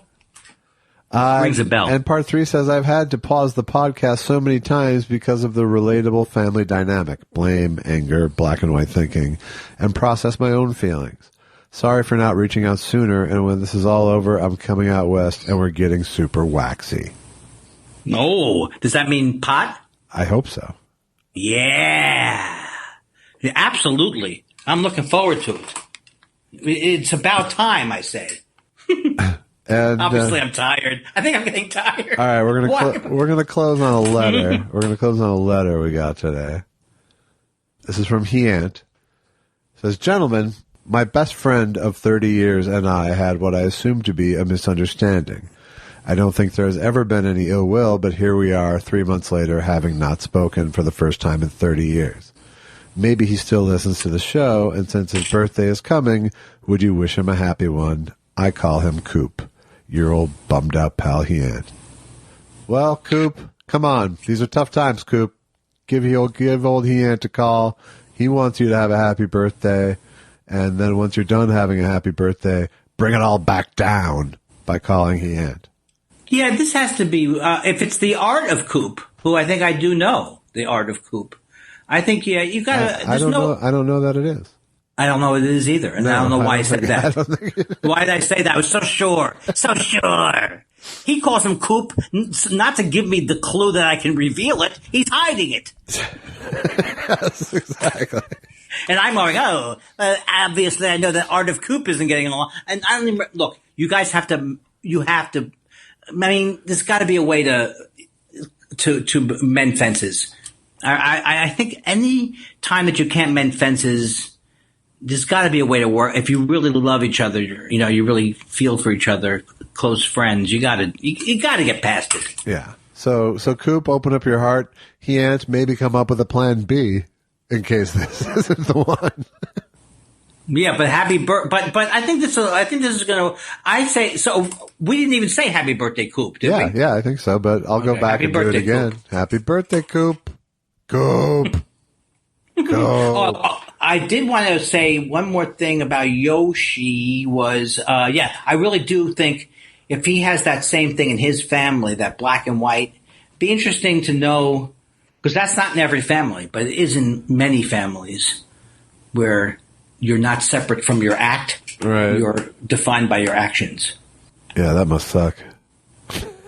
Seriously, it really must. Oh, no. I was just thinking, I was also, I know normally when I get quiet, it's because I'm saying, why didn't it get more of a reaction? But I was actually thinking about my life and things. Well, people, it's the end of the week. Thanks for hanging out again. Andy's album, Hence the Humor, is now on sale at all your comedy album outlets. If you'd like to support me, go to buymeareFrigerator.com/ThoughtSpiral. That's buymeacoffee.com/ThoughtSpiral. If you want to get a hold of us during the week, thoughtspiralshow@gmail.com. We got shirts at Zazzle.com/thought_spiral. I am done hawking. I am done. I want to thank everybody for being so nice to me on the record release day, and thank you. I don't know why I feel like I'm at a roast. But I have nothing. See, that's the thing. I'm at a good close.